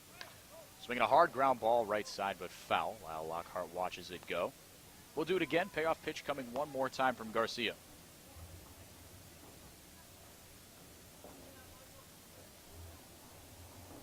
Scoreless tie in the top of the 5th inning. Chatham trying to draw first blood. Torkelson in scoring position, doubled his way on with 1 out earlier this inning. Bush searching for his first hit of the day. The payoff pitch. Swing and a miss. He got him on strikes. 7th K of the day for Garcia, and we've got 2 away with a man on second here in the 5th. The catcher, number 10, Colin Simpson from Oklahoma State. Bush goes down swinging for the 2nd time today. Now it's up to Colin Simpson. Already a base hit in this ball game. Like I said, was stranded at 3rd back in the 4th inning.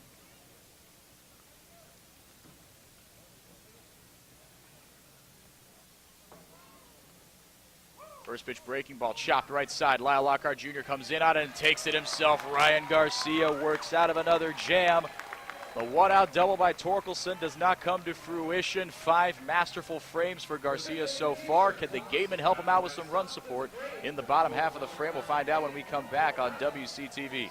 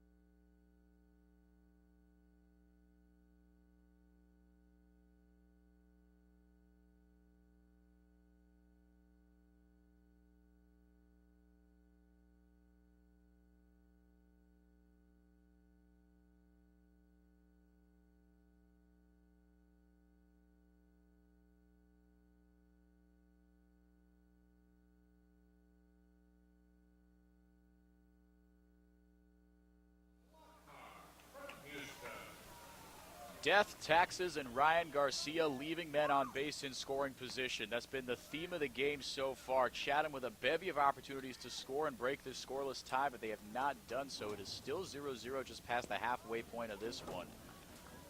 The Gatemen have not had a ton of success either against Austin Bergner out of UNC.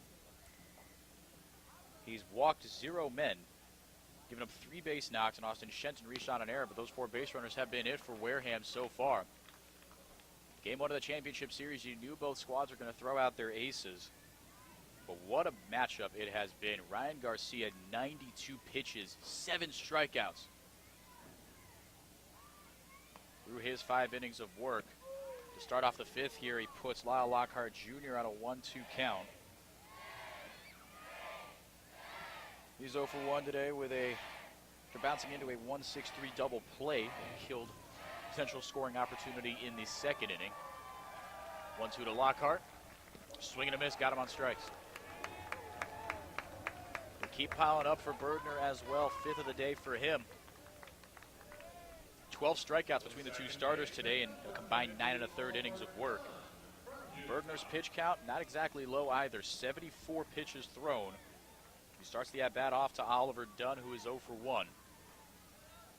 Gatemen would be behooved to make this Bergner's last inning of work. Gatemen will be going to the bullpen in the 6th, unless, well, I can't imagine why they would throw Garcia another inning. He hasn't gone over, we haven't seen a Gatemen starter go over 100 pitches all year. Garcia least of all. 0-1 hammered into right field, going to get down for a base hit, getting into the corner. Spencer Torkelson chases it down and accidentally boots it. Oliver Dunn into second with a 1-out double. That is just what the doctor ordered. Man in scoring position, 1 away for Wareham.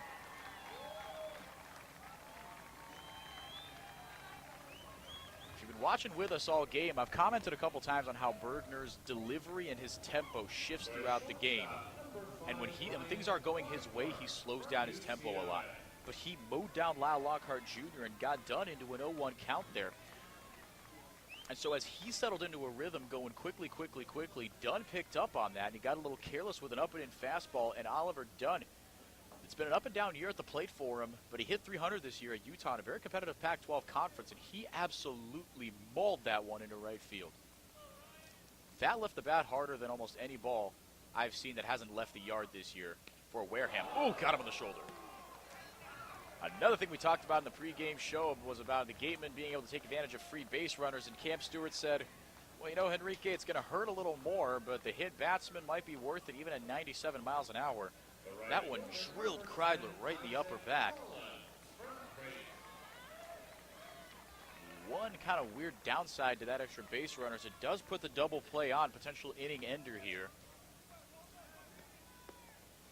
As the inning that started off so well for Bergner in just a span of 3 pitches has spiraled out of control here. 2 on, 1 out for Isaac Collins, who's 1 for 2.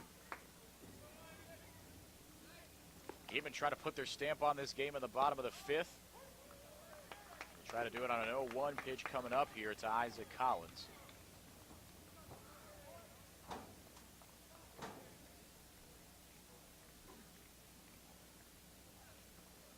Mentioned how Bergner's pitch count starting to climb. Close to 80. Guy warming up in the pen, someone who we thought was going to be the Game 2 starter, is the 1-1 coming up here to Collins.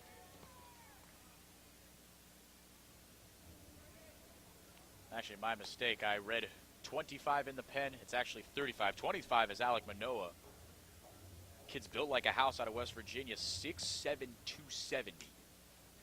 Gatemen have seen him before on opening day. So he is slated to be the Game 2 starter, but warming up in the pen. I'll tell you who that is shortly, as it is. I'm reading a number 35, but I'm not seeing a number 35 here on the roster for Chatham. Hard ground ball, left side, going to get through, but over to third. Safe! The throw brought him off the bag. Greg Jones fired it over to Ben Ramirez to try to get Oliver Dunn at third as the lead runner. But it pulled him off the bag, and that'll load the bases with 1 out for Jacob Goldfarb. The left fielder, number 45, Jacob Goldfarb from Oregon. So I imagine, I'm not the official scorer, but I imagine that will go down as a 6-5 fielder's choice. Dunn able to reach third. Kreidler moves up to second. And Isaac Collins at first. Bases loaded, 1 away. Gatemen trying to take advantage of the opportunity here. Goldfarb is 0 for 2 with a pair of strikeouts. but there is nary a game in which he does not go with, in which he goes without getting on base.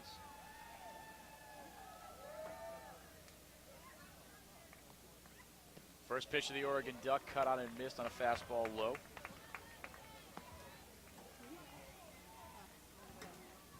So they're actually going to rule that an error, a throwing error on Greg Jones.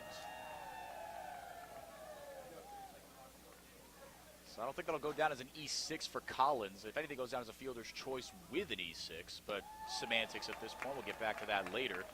Bottom line is Collins is at first, and Jacob Goldfarb's got an 0-2 count on him. Still trying to figure out the mystery man in the pen for Chatham.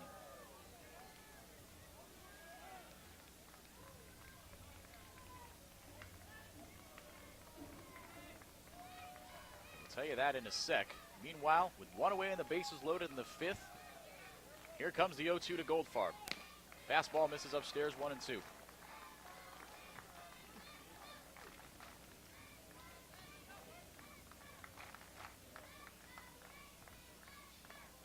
The only guy we see with a double-digit number that looks like 35 is number 25, Alec Manoa. Unless someone's got a jersey mix-up, we sometimes see that on road games. Guys will forget their jerseys, but there is no number 35 on this Chatham roster. Keep you updated on that front, but on to more pressing matters here. 1-2 to Goldfarb.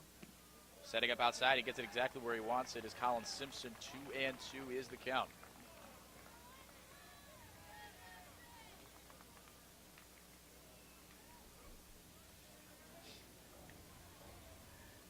Collins at first, Kreidler at second, Dunn at third. Dunn got things started with a one-out double.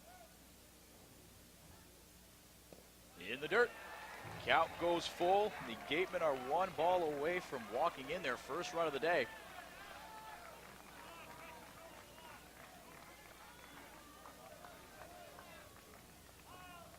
Now we have determined that the mystery man in the pen is Zach Knoll. That was 38 we were trying to read. Thought it was 35 the whole way through, but in fact it was 38. Payoff pitch to Goldfarb. Swinging a fly ball, shallow center field, going back on it. Bush reaches up and makes the catch.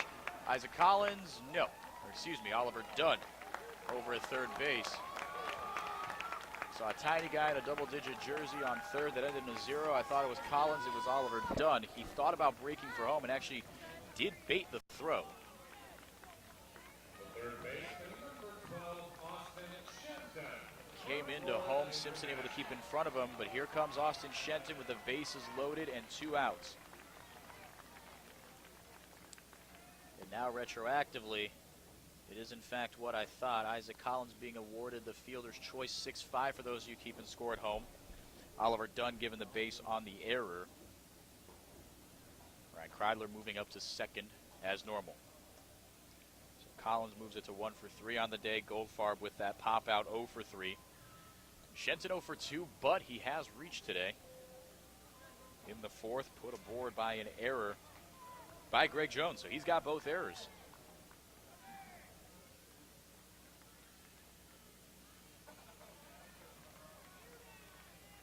Jones with a team leading 12 errors. He's responsible for 12 of the 62 errors by himself this year for Chatham. But a monster bat in the lineup. Can't quite do it here on the get it done on the defensive end. Already 2 errors in this game. First pitch to Shenton, little dribbler towards the Chatham dugout.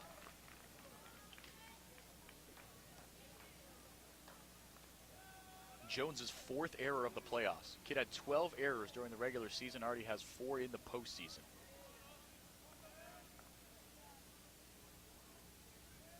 With 2 away, the 0-1 to Shenton.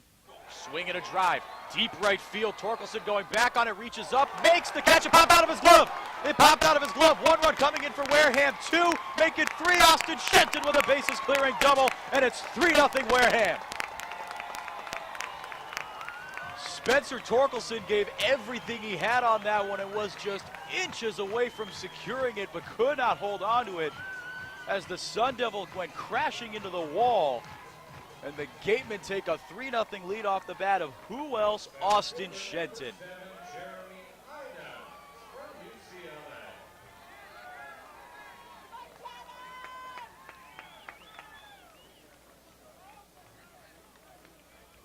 that doesn't solidify his case for postseason MVP if you're the Gatemen, I don't know what does. I guess it wasn't enough that he's got 3 home runs and is hitting above 600 in the postseason. He had to do that. 3-0 Wareham in an all-important Game 1 of the CCBL Championship Series over the Chatham Anglers. He sits at second for Jeremy Idens, who is 1 for 2 today. Swinging a missile right into the glove of Ben Ramirez at third. But the Gatemen 3-0 leaders here as the Gatemen send 7 men to the plate. Austin Shenton with the big hit. And we go to the top of the 6th inning, 3-0 Wareham from WCTV. Please give a warm welcome to Ryan Stallers, Mom Nancy. Brendan Salucci's parents.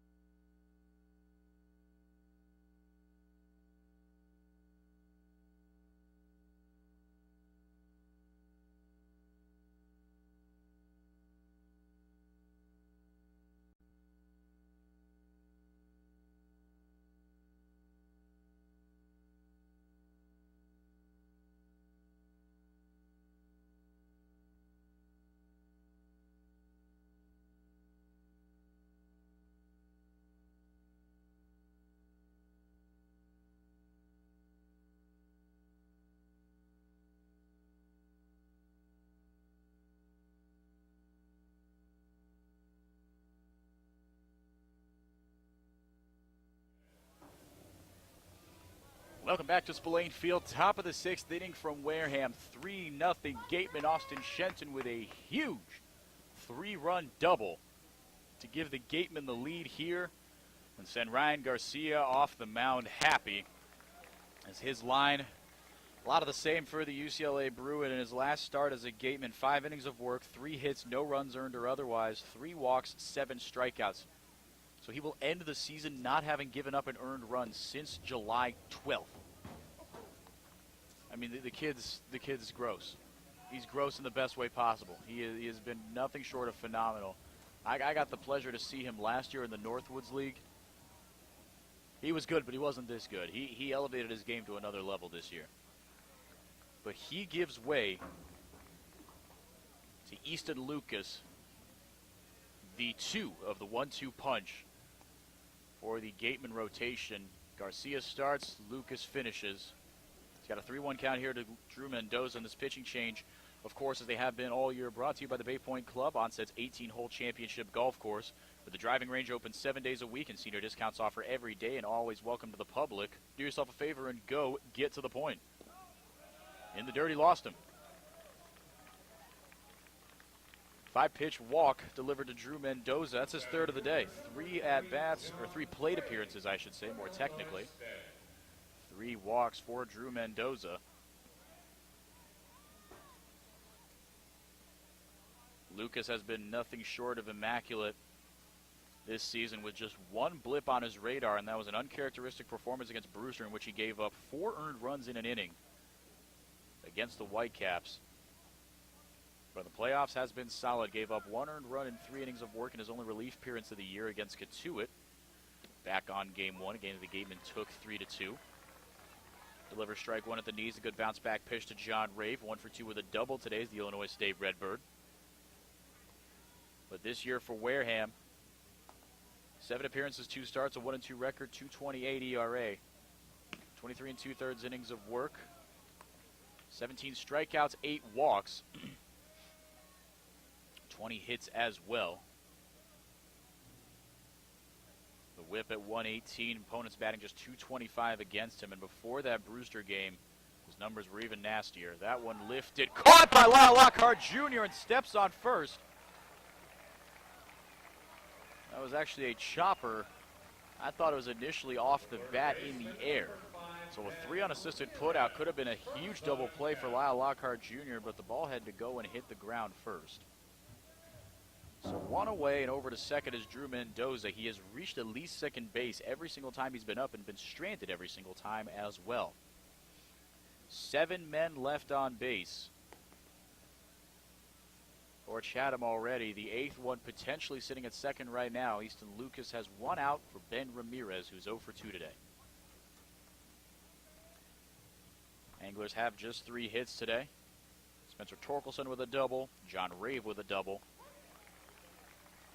Colin Simpson with a single. 7 strikeouts by Garcia, as well as the 3 walks and a hit batsman. Easton Lucas issuing the 4th Wareham walk of the day. He sits at second in the form of Drew Mendoza. Ramirez, the USC Trojan, 0 for 2 today.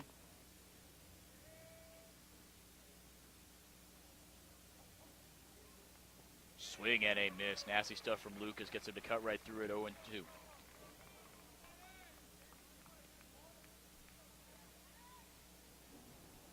All 3 of the runs that came across for Wareham unearned,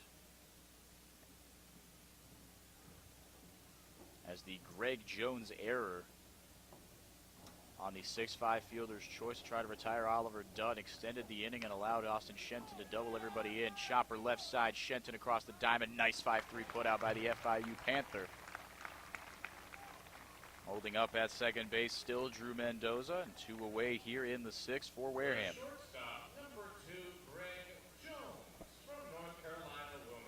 Jones at the plate, 0 for 1 with a strikeout and was hit by a pitch in the 4th. It was the inning that Wareham left him loaded. Ryan Garcia with a gutsy performance today.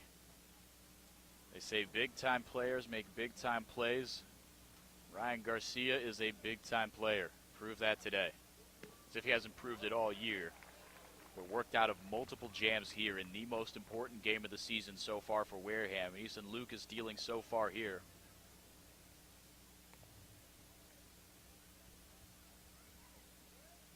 Lucas gave up just 6 runs all year during the regular season in his 23 innings of work. Redshirt sophomore from Pepperdine will step off, brush off the mound, and get ready for the 0-1 with 2 away and a man on second here in the 6th inning.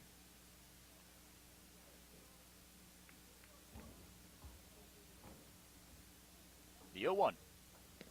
Fastball misses low, 1-1. Drew Millis behind the plate points the glove out at Easton Lucas approvingly, saying, hey, it's a pretty good spot there on 0-1. Now with 1-1, try to inch it a little closer to the zone, but as they say, if you're going to miss low. 1-1, drops in there for strike 2. Nasty slider out of the left hand of Lucas.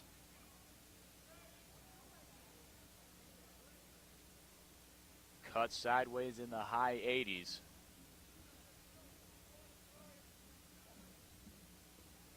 See what he goes with here on 1-2. Best reliever in Wareham's bullpen trying to keep this a 3-0 game.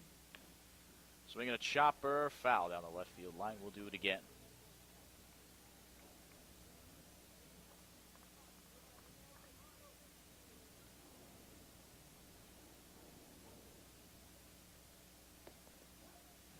We talked about how dominant Wareham had been against Chatham all year. 4-0 with a plus 22 run differential. Now still 4-0, but the run differential at plus 25 across 4.5 games. This ball game far from over, though. Lucas has been near perfect this year. Chatham bullpen, far from it. The 1-2 from Lucas. In the dirt, count evens. Millis has been a brick wall behind the plate.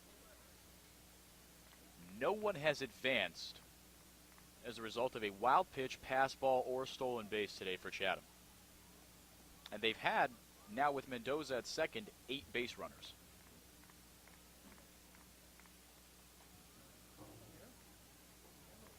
Keep in mind, this is a Chatham team that's stolen more bases than anyone in the league by a wide, wide margin. Breaking ball lifted straight back foul. We'll do it again, 2-2. Anglers 74 stolen bases this year on 98 attempts, first in the league. They're 42 homers, also first in the league. Top 5 in team batting average and runs scored as well. Wareham, on the flip side, has allowed the fewest home runs of any team in the league. Their 18 allowed is the only mark below 20. The 2-2. Bring him up on the inside corner, strike 3. Easton Lucas gets Greg Jones looking. That one brought to you by Langek, Safaris, and Bullard. The side is retired. Drew Mendoza left at second base, and we go to the bottom of the 6th here from Spillane. 3-0 Wareham on WCTV.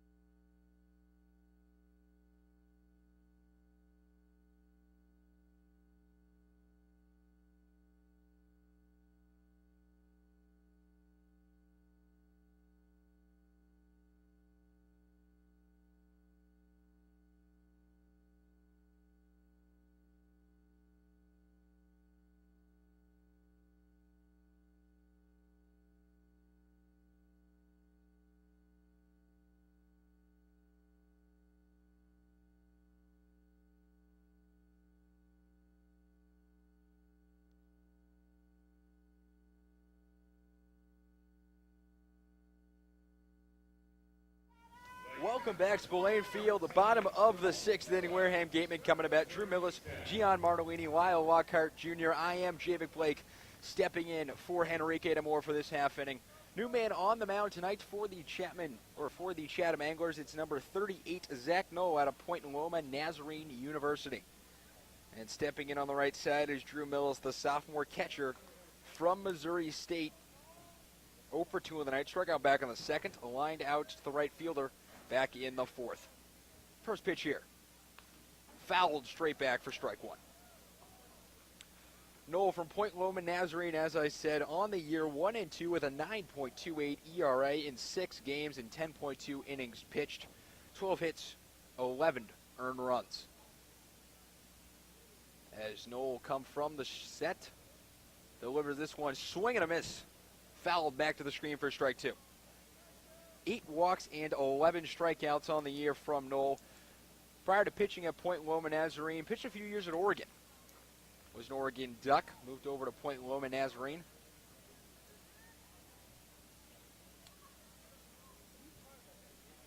As the lefty delivers this one way high and outside for ball 1. And that'll make it 1-2 the count. Mills tonight in the playoffs, 5 for 16, batting .312, no homers, 2 RBIs from that catching spot. And the Gatemen's first appearance in these Cape League finals since 2012 when they run it all as a 1-2 pitch. Line back up middle, base hit. Almost a base hit, stopped and thrown to first in time. Mike Jones with a great play. It's actually Michael Bush making the great play, backhanded up the middle, turned on a dime and threw over to first to get the out.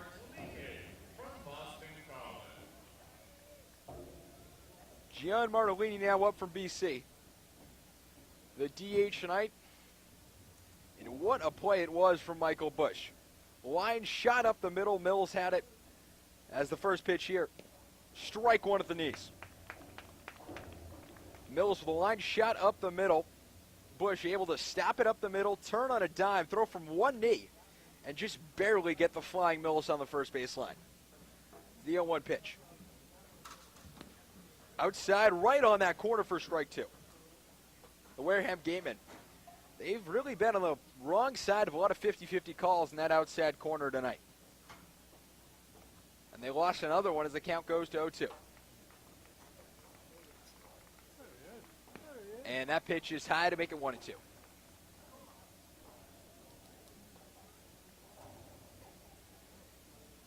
The Gatemen 3 runs last inning on the big 3-run shot from Austin Shenton. The 1-2. That one low, and that'll even up the count at 2-2. Martellini in from the right side. He'll tap off his cleats, come back in the box, and he'll tap the plate and get ready to go. 2-2 the count, 1 out. And nobody on here at Spillane Field. The pitch. That's a big swing and a miss. Got him to chase, climbed up the ladder, and he'll get a strikeout. The second of the inning. The second out of the inning. And the first strikeout of the night for Zach Knoll. He really made him climb the ladder there. Started off low, raised it up, and then that last pitch, Martellini just tried to get after it way outside the zone. And that results in the second out of the inning. Lyle Lockhart Jr. coming to the plate, the first baseman from Houston, steps in from the right side. He's 0 for 2 tonight, struck out last inning. As this one, low and away for ball 1. Grounded into a double play back in the second inning.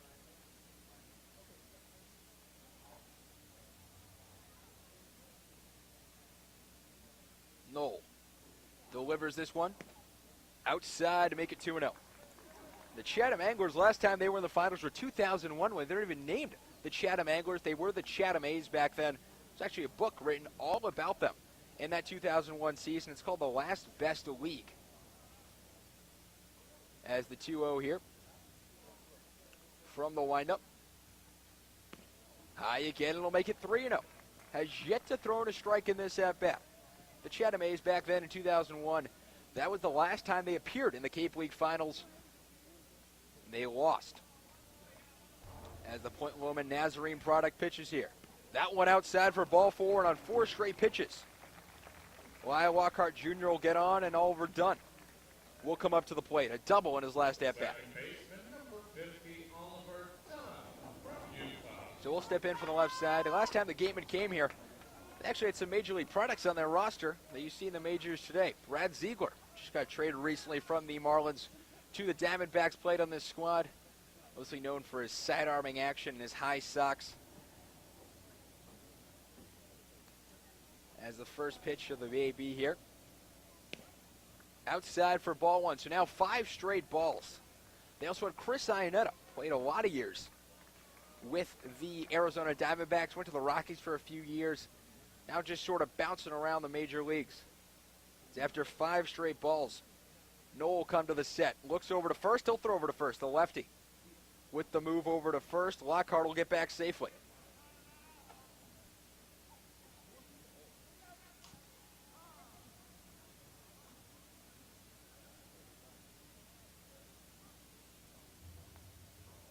As it's Kyle McCann holding him close on down there. Ryan Kreidler on deck. Done 1 for 2 on the night, as we've said.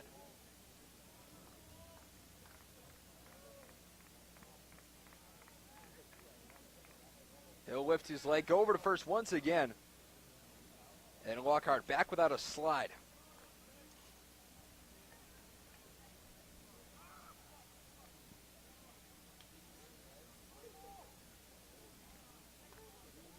Oliver Dunn on the season, including the postseason, 249 in 29 games. This one fouled off, and I'll even up the count at 1-1. 17 hits and 70 at-bats. 1 homer and 8 RBIs, the product of the University of Utah. Was a 341 OBP. He fouled that one off his foot. He'll take a little walk around the batter's box, steps back in from the left side. He'll continue to take that walk around right off the foot. Isn't wearing any protection on that ankle. And that's one of the places where it just hurts.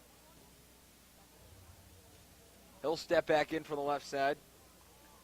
No from the set. He'll take the leg lift and fire here. That one low again, and that'll make it 2-1. 7 of his last 7 pitches, 6 of them have been outside the zone. He's at risk of losing a good hitter here in Oliver Dunn. With Kreidler standing on deck, and then it's the mighty top of the order for the Wareham Gatemen. The pitch here. Outside corner, strike 2.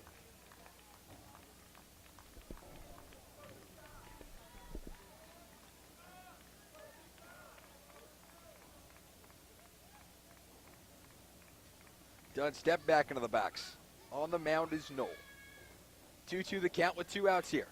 The pitch fouled off down towards the on-deck circle. And a nifty grab made by Ryan Kreidler, one-handed in that on-deck circle. As we're in the bottom of the 6th inning, the only game being played in the Cape Cod Baseball League here tonight, the Cape Cod League Finals. So what it all comes down to. 2-2 the count. 2 outs. Man on first, 3-0 Wareham. The pitch here fouled off over towards Wareham Middle School down the third base side. You can keep that foul ball, courtesy of attorney Glenn Hannington, his wife Louise. A hot and muggy night with rain incoming later tonight. We are at an official game currently, so we're through 4.5. For the Wareham Gatemen, hoping, for the Chatham Anglers, you're hoping the rest of this game comes in. The pitch here. That one low to make it 3-2, and it'll go full. A packed house here at Spillane Field. It's a pretty good playoff atmosphere tonight. Lots of chants, lots of cheering, which is something that Spillane Field isn't exactly used to during the season. Isn't usually packed on most nights, but it is for the playoffs, and it is in a big way here. 3-2 the count, 2 outs. The pitch outside. And with a wild Lockhart going 2 straight walks, we'll bring up Ryan Kreidler with 2 outs. And nobody warming up in the pen. The shortstop, number 5, Ryan Kreidler from UCLA. As Ryan Kreidler, the UCLA product, will come on.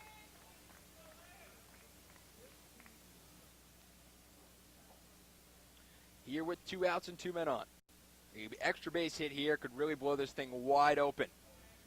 As Dunn is fast on the base paths. And walks are something that's kind of plagued No all year long. In 10.2 innings, he has 8 walks, which is almost up averaging as the pitch here. Inside for ball 1, which is something that just commanded hasn't been well all year long. 8 walks in 10.2 innings pitched. That averages out to 6.7 walks per 9, which is nowhere where you want to be. Dunn dances off first. Pitch here outside again for ball 2. And if Crowder gets on, there is some real trouble that could be brewing with Collins, Goldfarb, and Shenton. 1, 2, 3 up next. They're combined 2 for 9 on the night, but with all 3 runs being accredited to Austin Shenton. Now the Chatham manager will come out. There's some light throwing in the pen. Can't exactly make out who it is.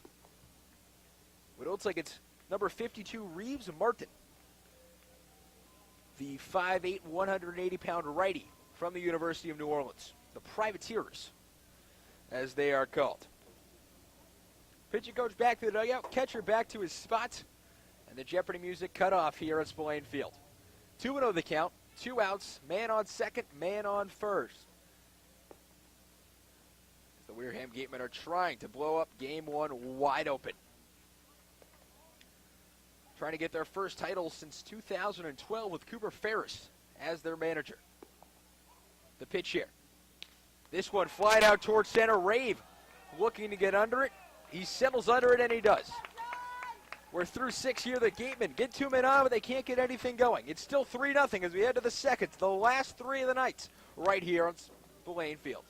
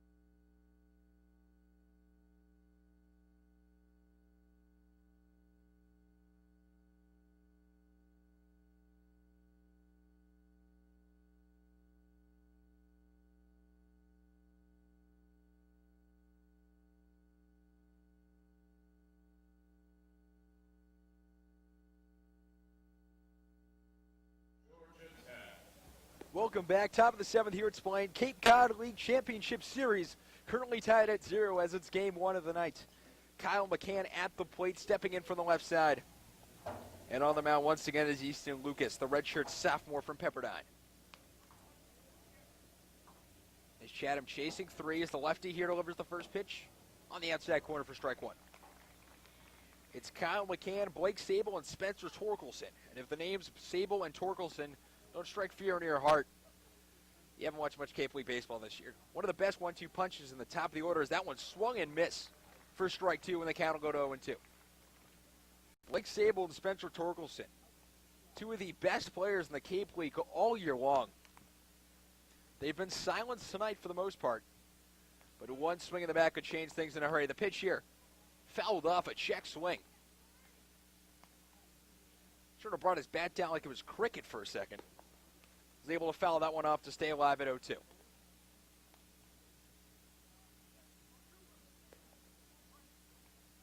The count 0-2, nobody out here.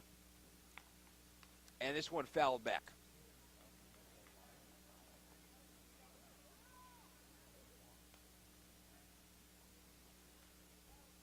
Can from Georgia Tech. A sophomore first baseman tonight, in from the left side. And the lefty Lucas delivers this one high and inside for ball one. That count will stay at 1 ball, 2 strikes. McCann on the postseason, 3 for 11, batting .272 with a homer and 4 RBIs.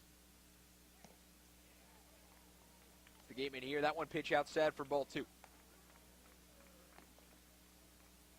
The Gatemen finishing first in the West this year at a 25-17-2 clip and promptly proceeded to run through. As the pitch here, this one flied out towards right. Goldfarb runs towards it. Diving! Did he make the catch? He did!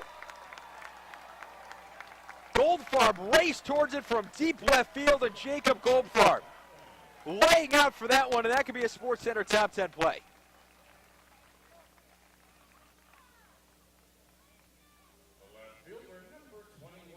What a catch from Jacob Goldfarb in left field. Coming on, diving to make the play. For a minute, it looked like he might have trapped it or it might have jumped into his glove. The umpire saw otherwise. And that's how you get the first out of the inning. The pitch here. High for ball 1 to Blake Sable. Sable from USC, batting .409 in the postseason. 9 for 19 with 2 homers and 3 RBIs. And right behind him is Spencer Torkelson. The lefty delivers this one, fouled off right near the Chatham dugout to make it 1-1.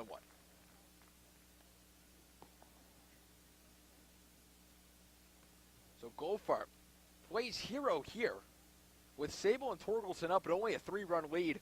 And with a man on, it would have been a lot scarier for the Gatemen than with 1 out and nobody on. 1-1 the count. The pitch here. High and away for ball 2.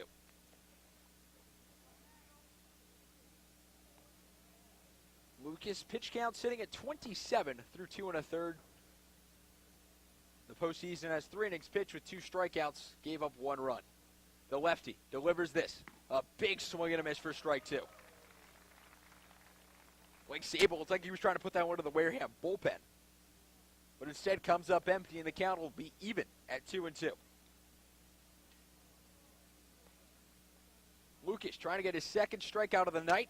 Cut swing, go to third. No, they say he does not go.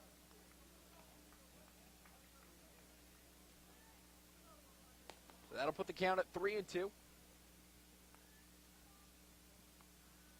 With 1 out here and nobody on, a 3-0 lead for the Wareham Gatemen. The lefty delivers this one. Is this one smashed towards center? Iden's on the run. Reaches up and grabs that one for the second out of the inning.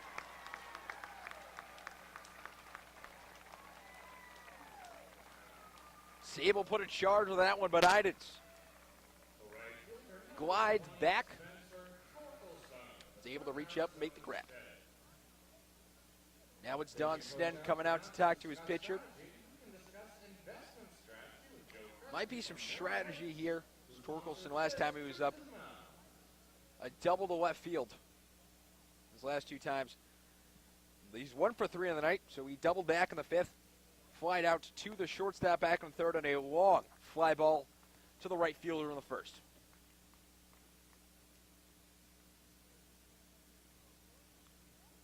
Spencer Torkelson on the postseason, batting .412.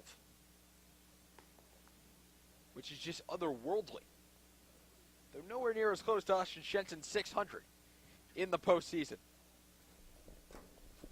The lefty to the righty delivers this one. Strike 1 in the inside corner. Torkelson stepping in from the right side. Standing in at 6'2", 210 pounds. The lefty delivers this one, flying out towards first base line. Lockhart Jr. racing after it. And that one will get out of play. 0-2 the count now, and a lot of options open for Lucas.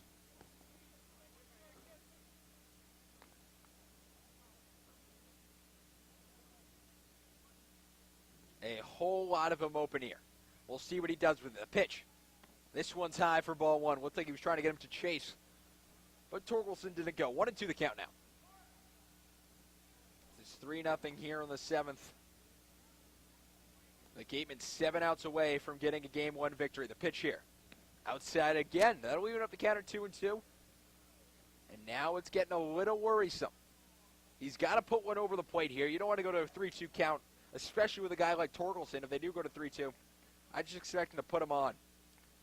But the 2-2 count, 2 outs, we'll see what he does. The pitch, right on the inside corner, and they don't get the call.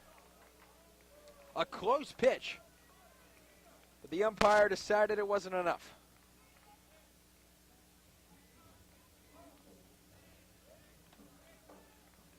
The pitch here. This one flying out towards left. Goldfarb looks up. That one is way out of here. Off the bleachers and gone. And this game's now 3-1. Spencer Torkelson absolutely uncorked one towards the left field press box. Goldfarb, as soon as he hit it, looked up and watched it go. So Torkelson, his 3rd home run of the postseason and 7th RBI, and we have a ball game. 3-1 the score.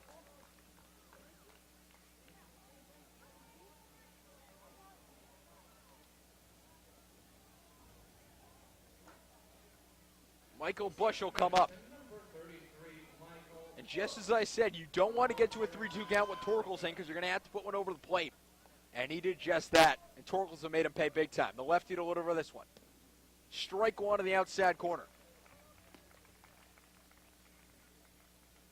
Bush stepping in as a lefty from the University of North Carolina, the Tar Heels. As Lucas will deliver this one. Fouled off down the 3rd baseline, out of play. And we are back at a ball game. 3-1 the score. 0-2 the count with 2 outs. And Lucas trying to get out of it without much more damage. The pitch here fouled off down the 3rd baseline, out of play once again. Bush on the postseason. 5-4-14, batting .357 with a homer and 2 RBIs today. He is 0 for 3.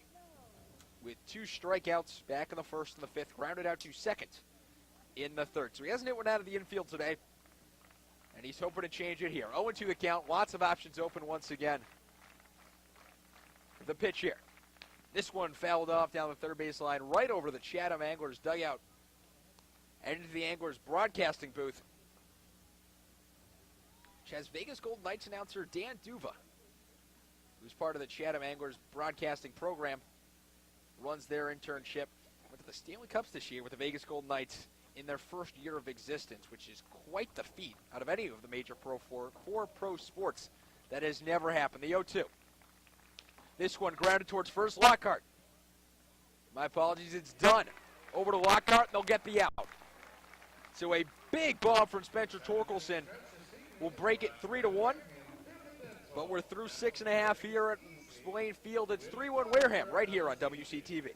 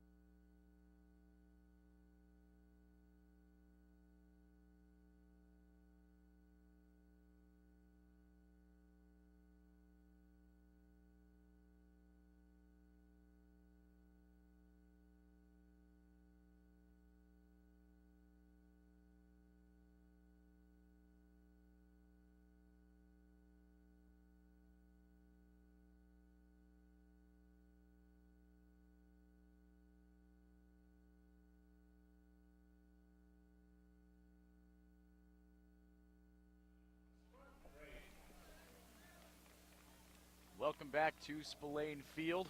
Enrique DeMore back here with you. Big thank you to Javik Blake for taking on a couple of innings. He gave you the Spencer Torkelson bomb, and as someone who was walking across the bleachers, when it actually hit the bleachers, I can tell you, it went a few rows up. It was not a cheapo for the NCAA D1 home run leader this year. 25 bombs for the rising sophomore out of Arizona State.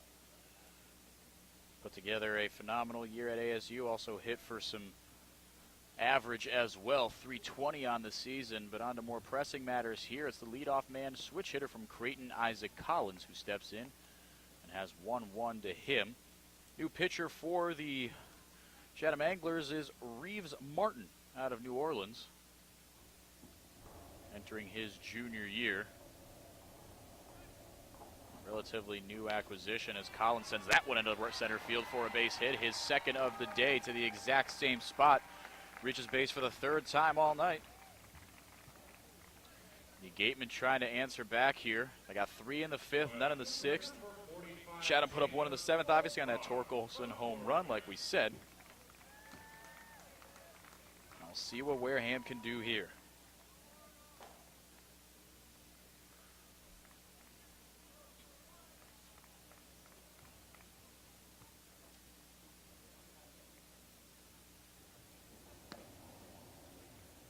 Ball 1 delivered low to Goldfarb.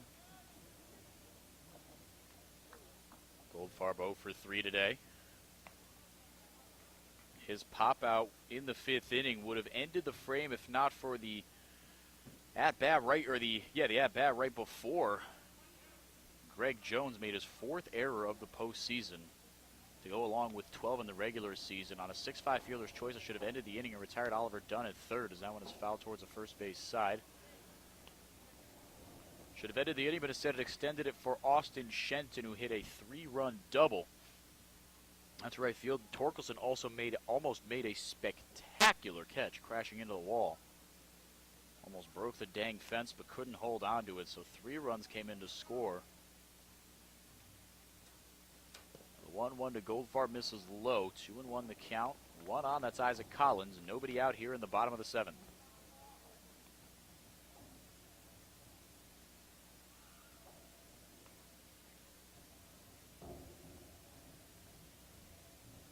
Martin, a little guy, 5'8", 180, and misses outside with that one, 3-1.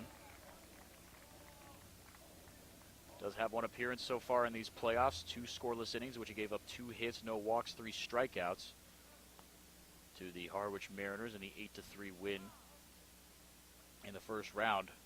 Regular season not as kind to him, though. 9.0 ERA in his 3 appearances, 3 innings of work, 5 strikeouts, 2 walks, 3 hits. That one lasered into right field for a base hit. That's going to go to the corner. Isaac Collins could score on this one. Goldfarb being waved around to second. Isaac Collins being waved home by Mike Mobbs. The throw not going to be made. Isaac Collins in there to score. 4-1 Gatemen. Jacob Goldfarb with the triple. Wareham back up by 3.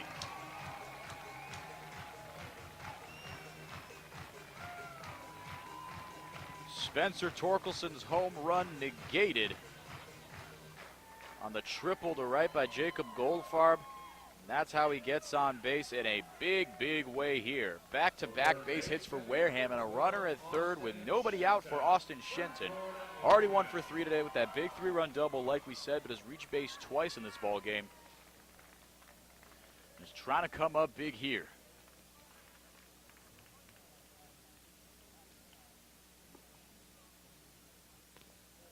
Rips and misses on that one.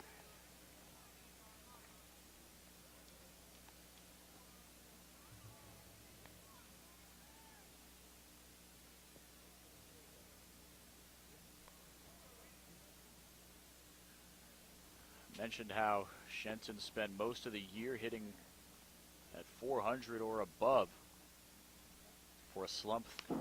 Saw him crash back to earth, and I used that sort of half jokingly as he batting average bottomed out in the 330s. That was the lowest it was the entire year, barring obviously the first couple games of the season where it's in flux for much of the year, but end of the season batting 349. In the playoffs here, after a 1 for 3 with 3 RBIs today, batting .556 in his 4.5 games in the playoffs. He got an 0-2 count here, muscled his way out of one earlier. Trying to bring home Jacob Goldfarb. If not him, then the RBI king of the Cape League, Jeremy Idens, waits on deck. Cut on and miss, strike three. So it will be up to Idens, first strikeout of the day for Shenton, first of the day for Martin. From UCLA. Final line on Zach Knoll. 1 inning of work, 2 walks and a strikeout. No runs earned or otherwise, no hits as well for the Point Loma Nazarene product. Swinging a drive foul, out of play.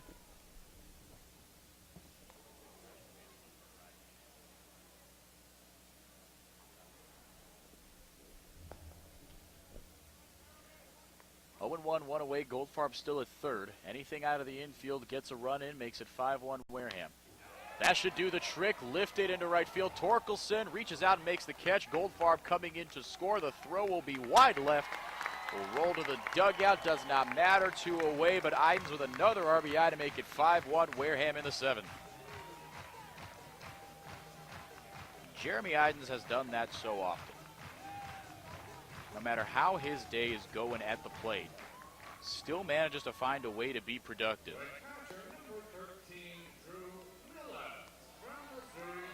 Drew Millis 0 for 3 today with a strikeout, but put an absolute charge into one his last, or 2 times ago, I should say. In the 4th inning, line drive out to Spencer Torkelson. Torkelson also almost with 2 fantastic catches would have saved the game. So even if those 3 unearned runs, I should say, for Wareham didn't come across on the Shenton double, the Gatemen would still have the lead here, 2-1. Even if Spencer Torkelson makes that catch, or Greg Jones, I should say, doesn't botch the throw over to third, would still be 2-1 Wareham. Jacob Goldfarb with the RBI triple. Jeremy Idens with a sac fly. That one blooped into shallow center field, but right into the glove of John Rave. And F8 ends the inning for those of you keeping score at home, but not before the Gatemen get 2 back. They lead it now by 4. 5-1 Wareham. We go to the top of the 8th inning here from Spillane on WCTV.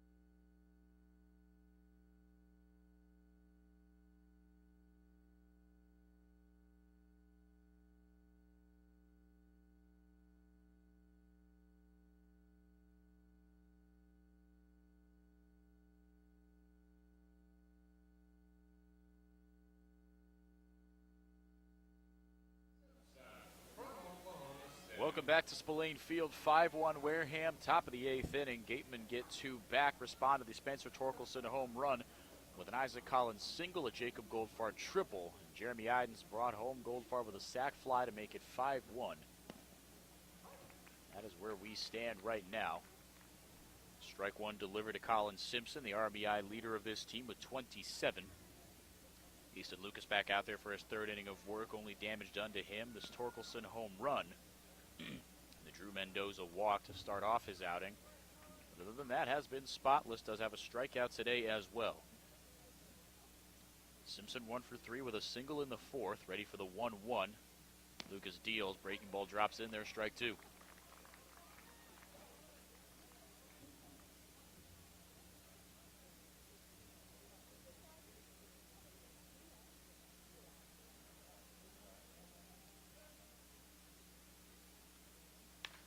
Swinging a hard ground ball up the middle. Nice backhanded play by Dunn. Pops up across the diamond. Yes, sir. 4-3 put out.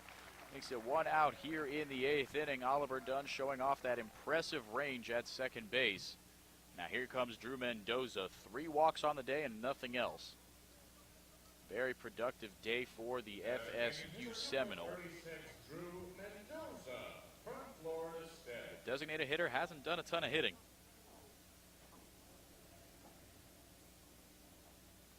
But has been productive like I mentioned.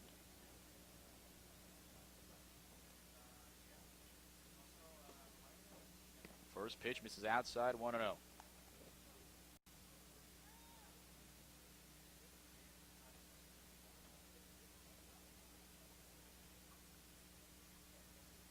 The 1-0.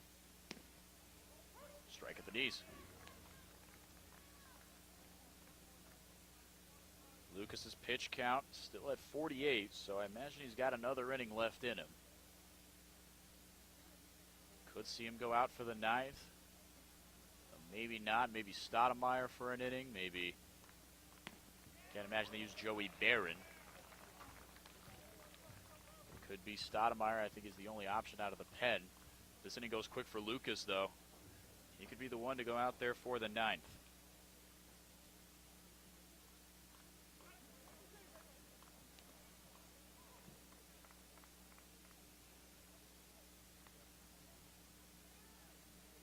Haven't seen Jared Horn since Game 2 at Katuitt.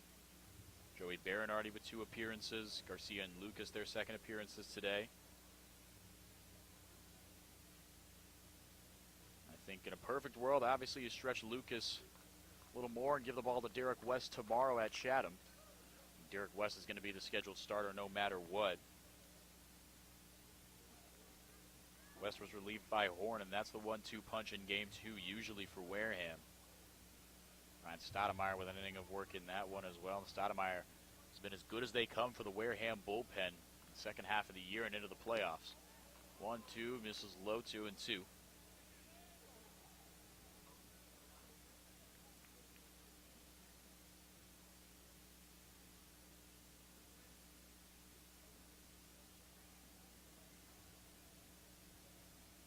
From the windup, deal, swing and a miss in the dirt. Completing the strikeout over to first officially is Drew Millis, and finally Drew Mendoza with official at-bat. Second strikeout of the day for Easton Lucas. 2 away, his second of the day. That one brought to you by all the law offices of Lang, Safaris, and Bullard. John Rave, the batter now, 1 for 3 with a double in the second. Since then, a strikeout and a ground out, excuse me. First pitch to him is a ball in the dirt.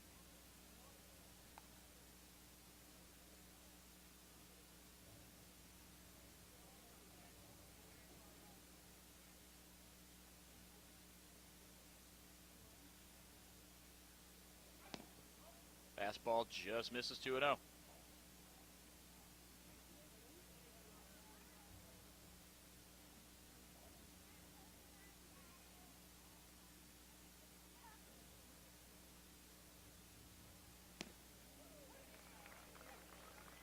Good bounce back pitch there from Lucas, 2-1.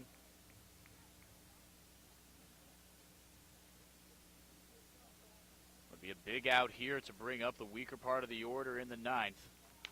Swinging a high fly ball left field, hooking foul. Goldfarb gives chase and gives up. Now 1 strike away from getting the hot-hitting John Rave out of the plate. Still hitting .500 in the playoffs, though, 8 of 16 for the Illinois State Redbird. Second team All-Missouri Valley Conference this past season. The 2-2. Swinging a foul straight back. We'll do it again.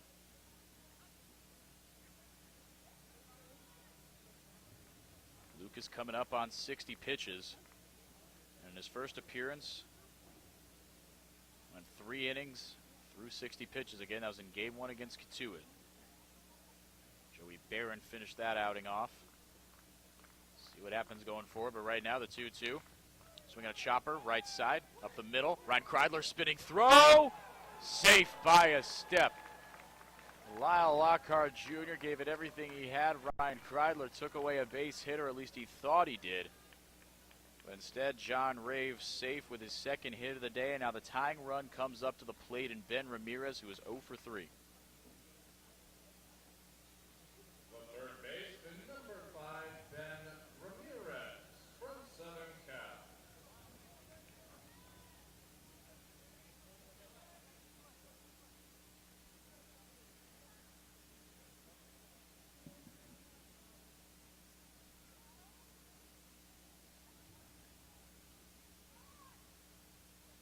One on, 2 away. Gatemen lead it by 4. So actually, I had the old scoreline in my head. My apologies. Not the tying run. Not even close, actually, is Ben Ramirez. If it was still 3-1, that'd be the case, but not the case, obviously. Gatemen got 3 in the 5th on the Austin Shenton 3-run double. And it's been the 5th inning that has been magic for Wareham recently. A 5 spot on Thursday against Falmouth. Wareham put up their first 2 against Falmouth in Game 1 in the 5th inning.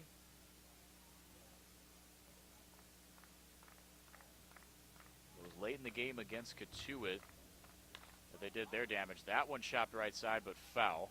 So still 0-2. Lockhart gave chase, but it didn't matter.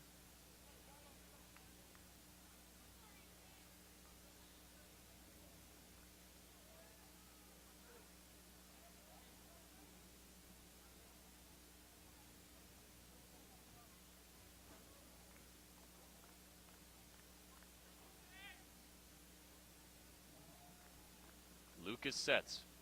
The 0-2. Breaking ball in the dirt.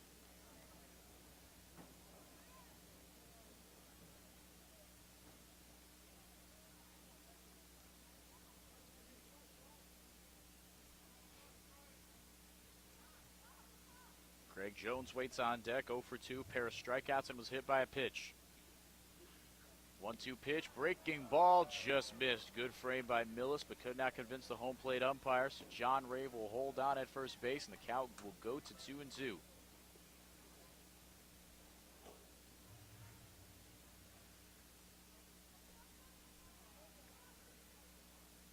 Lucas the 2-2. Swinging a ground ball right to Lyle Lockhart Jr. Steps on first base, and the side is retired. Gatemen will send it to the bottom of the 8th inning, where they try to tack on a few more insurance runs before Chatham 3 outs away from losing Game 1 to Wareham. We go to the bottom of the 8th inning, here from Spillane on WCTV.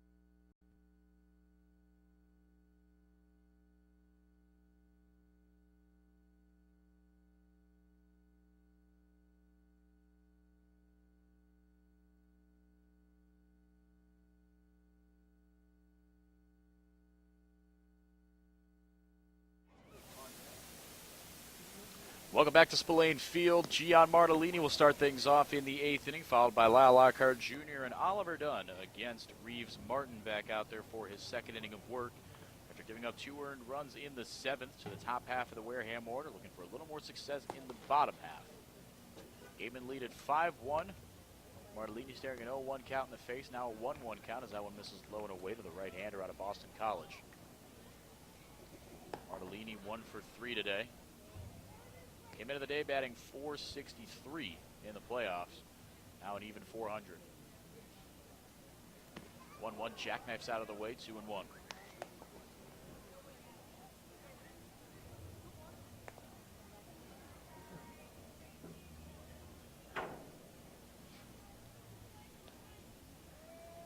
From the windup, the 2-1. Looking a hard ground ball off the foot of Martin. Going to corral it. Underhand toss to his first baseman, Kyle McCann, for a 1-3 putout. 1 away here in the 8th. 4 straight Gatemen retired despite one of those outs. Despite one of them producing a run for Wareham. Isaac Collins let things off with a single. Goldfarb tripled him in. Shenton with a strikeout. Idens put in Goldfarb with a sacrifice fly. And Drew Millis popped out to John Raven center. After the single and the triple, Reeves Martin has settled in out of New Orleans.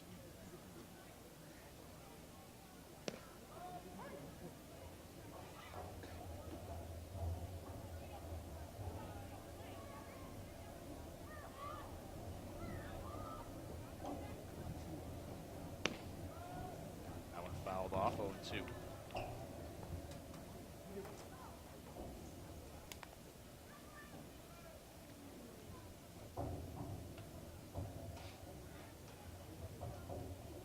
Infield back for Chatham, the 0-2. Just outside, gutsy take from Lockhart. 0-2 with a walk and a strikeout today, was stranded at 2nd in the 6th inning. Gatemen looked dead in the water that inning before Lockhart and Dunn both walked. Ryan Kreidler could not convert on it, but Gatemen still lead it by 4 here, so far so good. That one chopped left side, coming over on it Greg Jones across the diamond to retire Lyle Lockhart via the 6-3 putout for those of you keeping score at home. 2 away bases empty for Oliver Dunn. 1 for 2, double walk and a run scored. Like I said, been an up and down year offensively anyway for Oliver Dunn. Defensively, he has been nothing short of spectacular on a very consistent basis at 2nd base.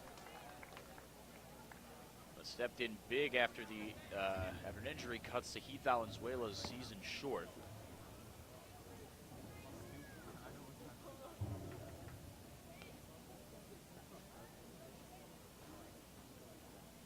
Phenomenal sophomore campaign at Utah, hit above 300 for the Utes. It's really coming into form as of late. The last last fifth of the season was a godsend for Dunn. Hitting the 400s for a lot of that stretch.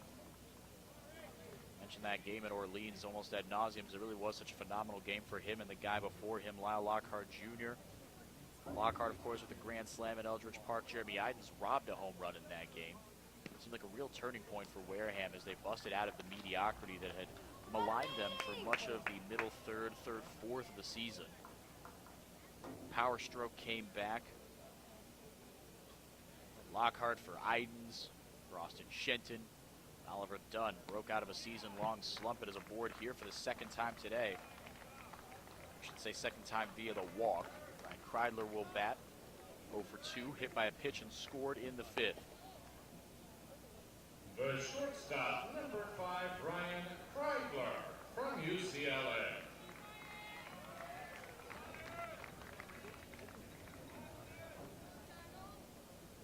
But Dunn obviously 4 for 6. 2 doubles, 2 singles, 2 RBIs, and 2 runs scored in that game against Orleans. He's got a chance to be the 6th Wareham run of the day. 5-1, Gatemen were in the 8th, 2 away. Ryan Kreidler with an opportunity to extend the inning.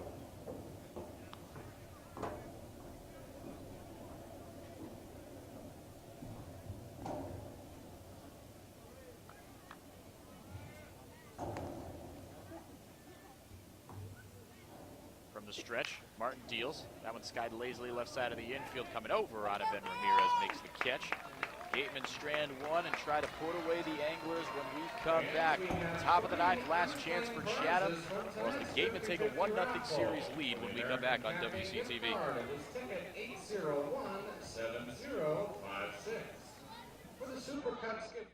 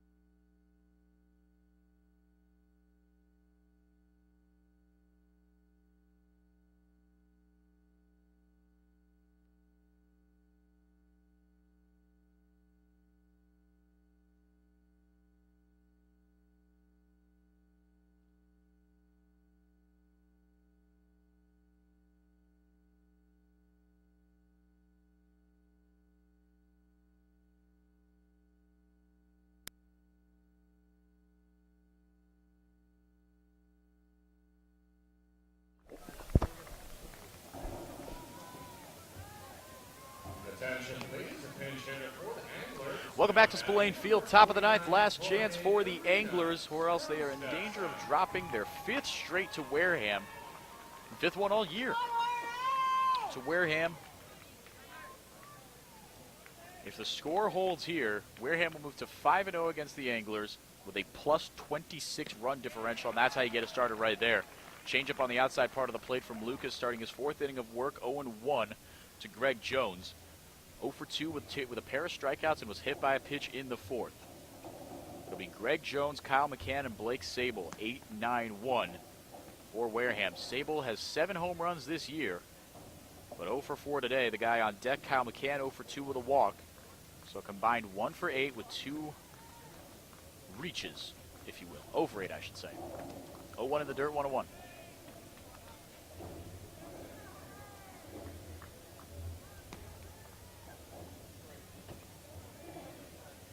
There is some action in the Wareham bullpen should, God forbid, things go south. Breaking ball misses low, 2-1 to Jones.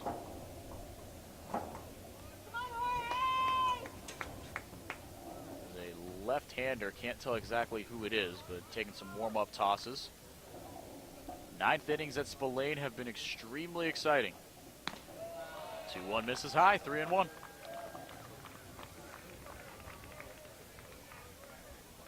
Gatemen, despite being 2-0 in the playoffs at home and 17-7 overall, or 17-6 at Spillane throughout the regular and postseason. 3-1 cut on and missed, 3-2.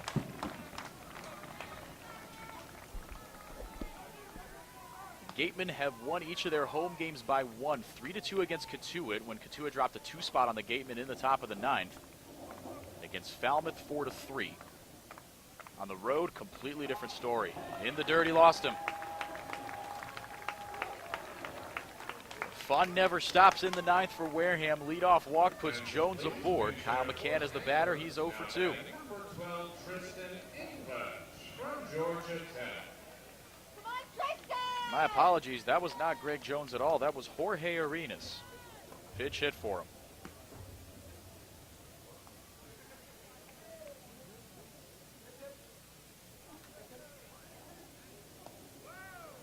So Arenas aboard here and a pickoff attempt over to him.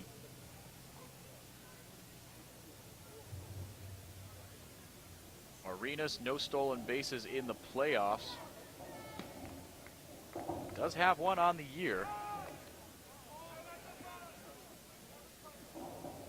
Lucas, the left-hander, can afford to be a little less sneaky with his moves. Just got to pop that left foot off the rubber and fire over to first. Lyle Lockhart Jr. is a vacuum cleaner over at first. Strike at the knees, 0-1.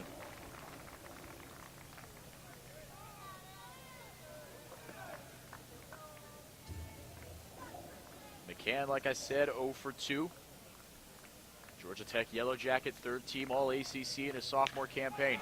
That one skied to deep left field. Goldfarb going back on it. He looks up and it's gone.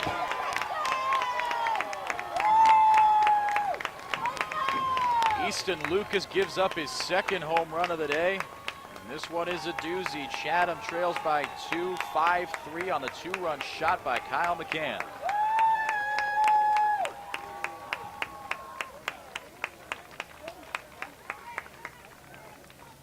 Nobody out, base is empty, but here comes a dangerous part of the order for Chatham. They can do the improbable here. This is the part of the order that could do it. Sable, despite being 0 for 4 today with a pair of strikeouts, has 7 home runs this year.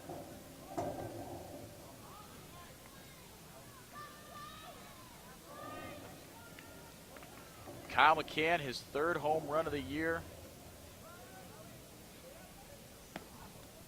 4th if you count actually the playoffs. My apologies. Actually, my apologies again. That was not even Kyle McCann. Another pinch hit appearance that I was letting know about late. That's Tristan English. Of course it was Tristan English.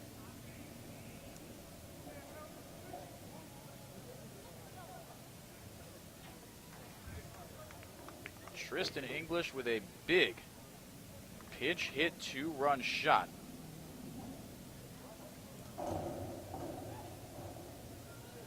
Now the Gatemen are going to go to the bullpen as Easton Lucas cannot record an out in the 9th. Gatemen still lead it by 2, but they got to face the top of the order here for Wareham, or here for Chatham.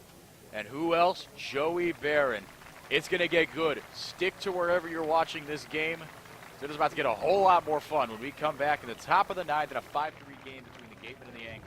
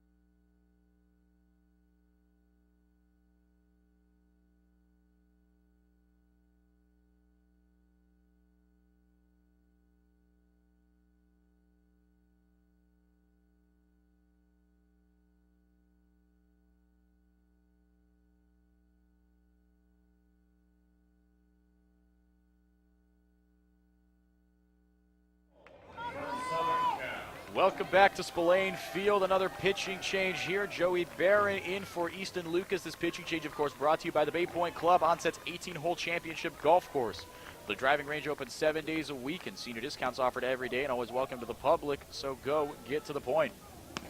Joey Barron delivers ball 1 just outside to Blake Sable. Jorge Arenas a pinch hit walk, and Tristan English a pinch hit bomb after throwing almost a complete game shutout against the Whitecaps just yesterday. Pinch hit home run for the Georgia Tech Yellow Jacket.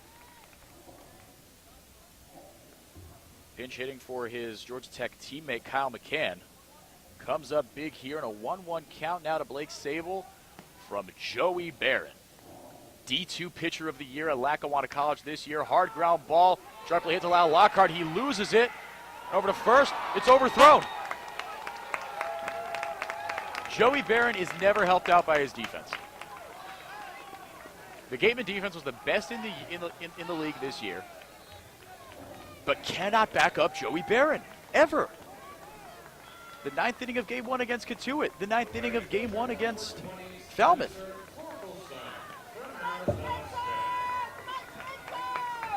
And now the game-tying run is Spencer Torkelson, who is 2 for 4 with a homer and a double already.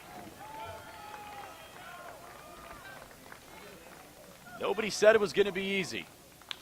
Torkelson shoots one to right field, routine for Collins. Under it, makes the catch. What a huge out. Torkelson went fishing on the first pitch and hit it hard, but right to Isaac Collins. One away here. Michael Bush now the tying run. He's 0 for 4 with a pair of strikeouts. Still waiting on the official scoring on that Blake Sable reach. I imagine they scored that an error, but Lockhart Jr. just lost his footing. One of the most sure-handed first basemen in the league, and indeed an E3. First error of the day for the Gatemen. Strike one delivered here, though, to Michael Bush. Like I said, 0 for 2. 2 strikeouts, 2 groundouts to Oliver Dunn. One more of those could result in an inning-ending double play, and more importantly, a game-ending double play. That's your best-case scenario here. Joey Barron has really nasty stuff, firm fastball, mid-low 90s. His breaking stuff is disgusting. Fastball fouled off, straight back, 0-2. Now you go to that breaking ball if you're Barron. Went fastball low, fastball up. You got Drew Millis behind the plate. He's been a brick wall all day. Give him the breaking stuff. Try to get a weak swing to one of your middle infielders. End this game on one pitch. Joey Barron trying to un-Fernando Rodney himself. The 0-2. Swinging a shot back. 0-2 will do it again.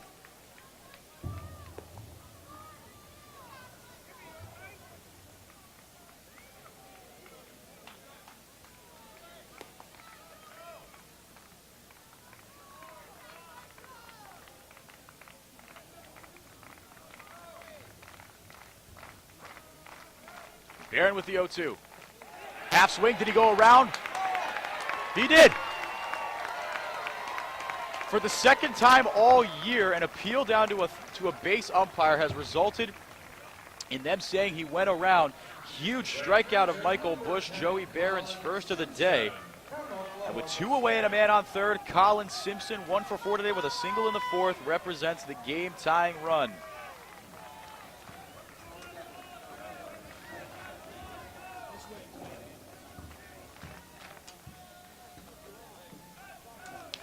First pitch, fly ball, left field, foul, ground, hooking, will leave play, strike one.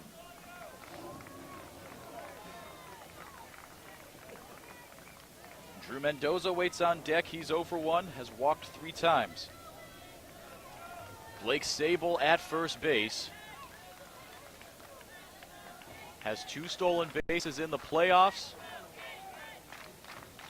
And 14 in the regular season, second only to Greg Jones's 20. Swinging a chop. Wow, walk over the diving grab. He taps the bag of the Gatemen win. Wow, Lockhart Jr. with an error and then makes up for it. 5-3 Wareham. The Gatemen take game 1. They are 1 win away and could clinch their first title since 2012 tomorrow at Veterans Field. What a game. Another heart stopper involving Joey Barron in the 9th inning at home. Wow, Ryan Garcia gets the win. The loss goes to Austin Bergner. Man, oh man. Can't say enough about the mettle of this team. Faced the toughest part of the order. Got a huge fly out of Spencer Torkelson, a huge strikeout of Michael Bush. Ryan Garcia with a great start. Easton Lucas was great until he wasn't, but still very serviceable for your best reliever. Joey Barron comes in and shuts the door, and the Gatemen escape with a 5-3 victory, one win away from a title. Austin Bergner, 5 innings of work, 3 unearned runs given up by him. Austin Shenton with a big 2 RBI triple. Jacob Goldfarb with a triple. Jeremy Idens with an RBI. That is your 5 runs accounted for Wareham. Everybody take a deep breath and out. Gatemen's run differential at home pushes to +4, and the Gatemen move to 5-0 against the Anglers. Run differential at +24. Chatham will play with their backs against the wall, the 3rd team to do so versus these Gatemen in the playoffs at home. tomorrow from Veterans Field at 7 o'clock for the last time from WCTV. It's been a pleasure. Thank you for tuning in wherever, whyever, and whenever you have been. Thanks for being with me and Cam Stewart and JD Rachi on what has been a crazy season. Hopefully we won't see you again, because that means the Gatemen will have won a title. If not, we'll see you in a couple of days for a crucial Game 3. Your final from Spillane today, Wareham 5, Chatham 3. Thank you for listening and have a great night.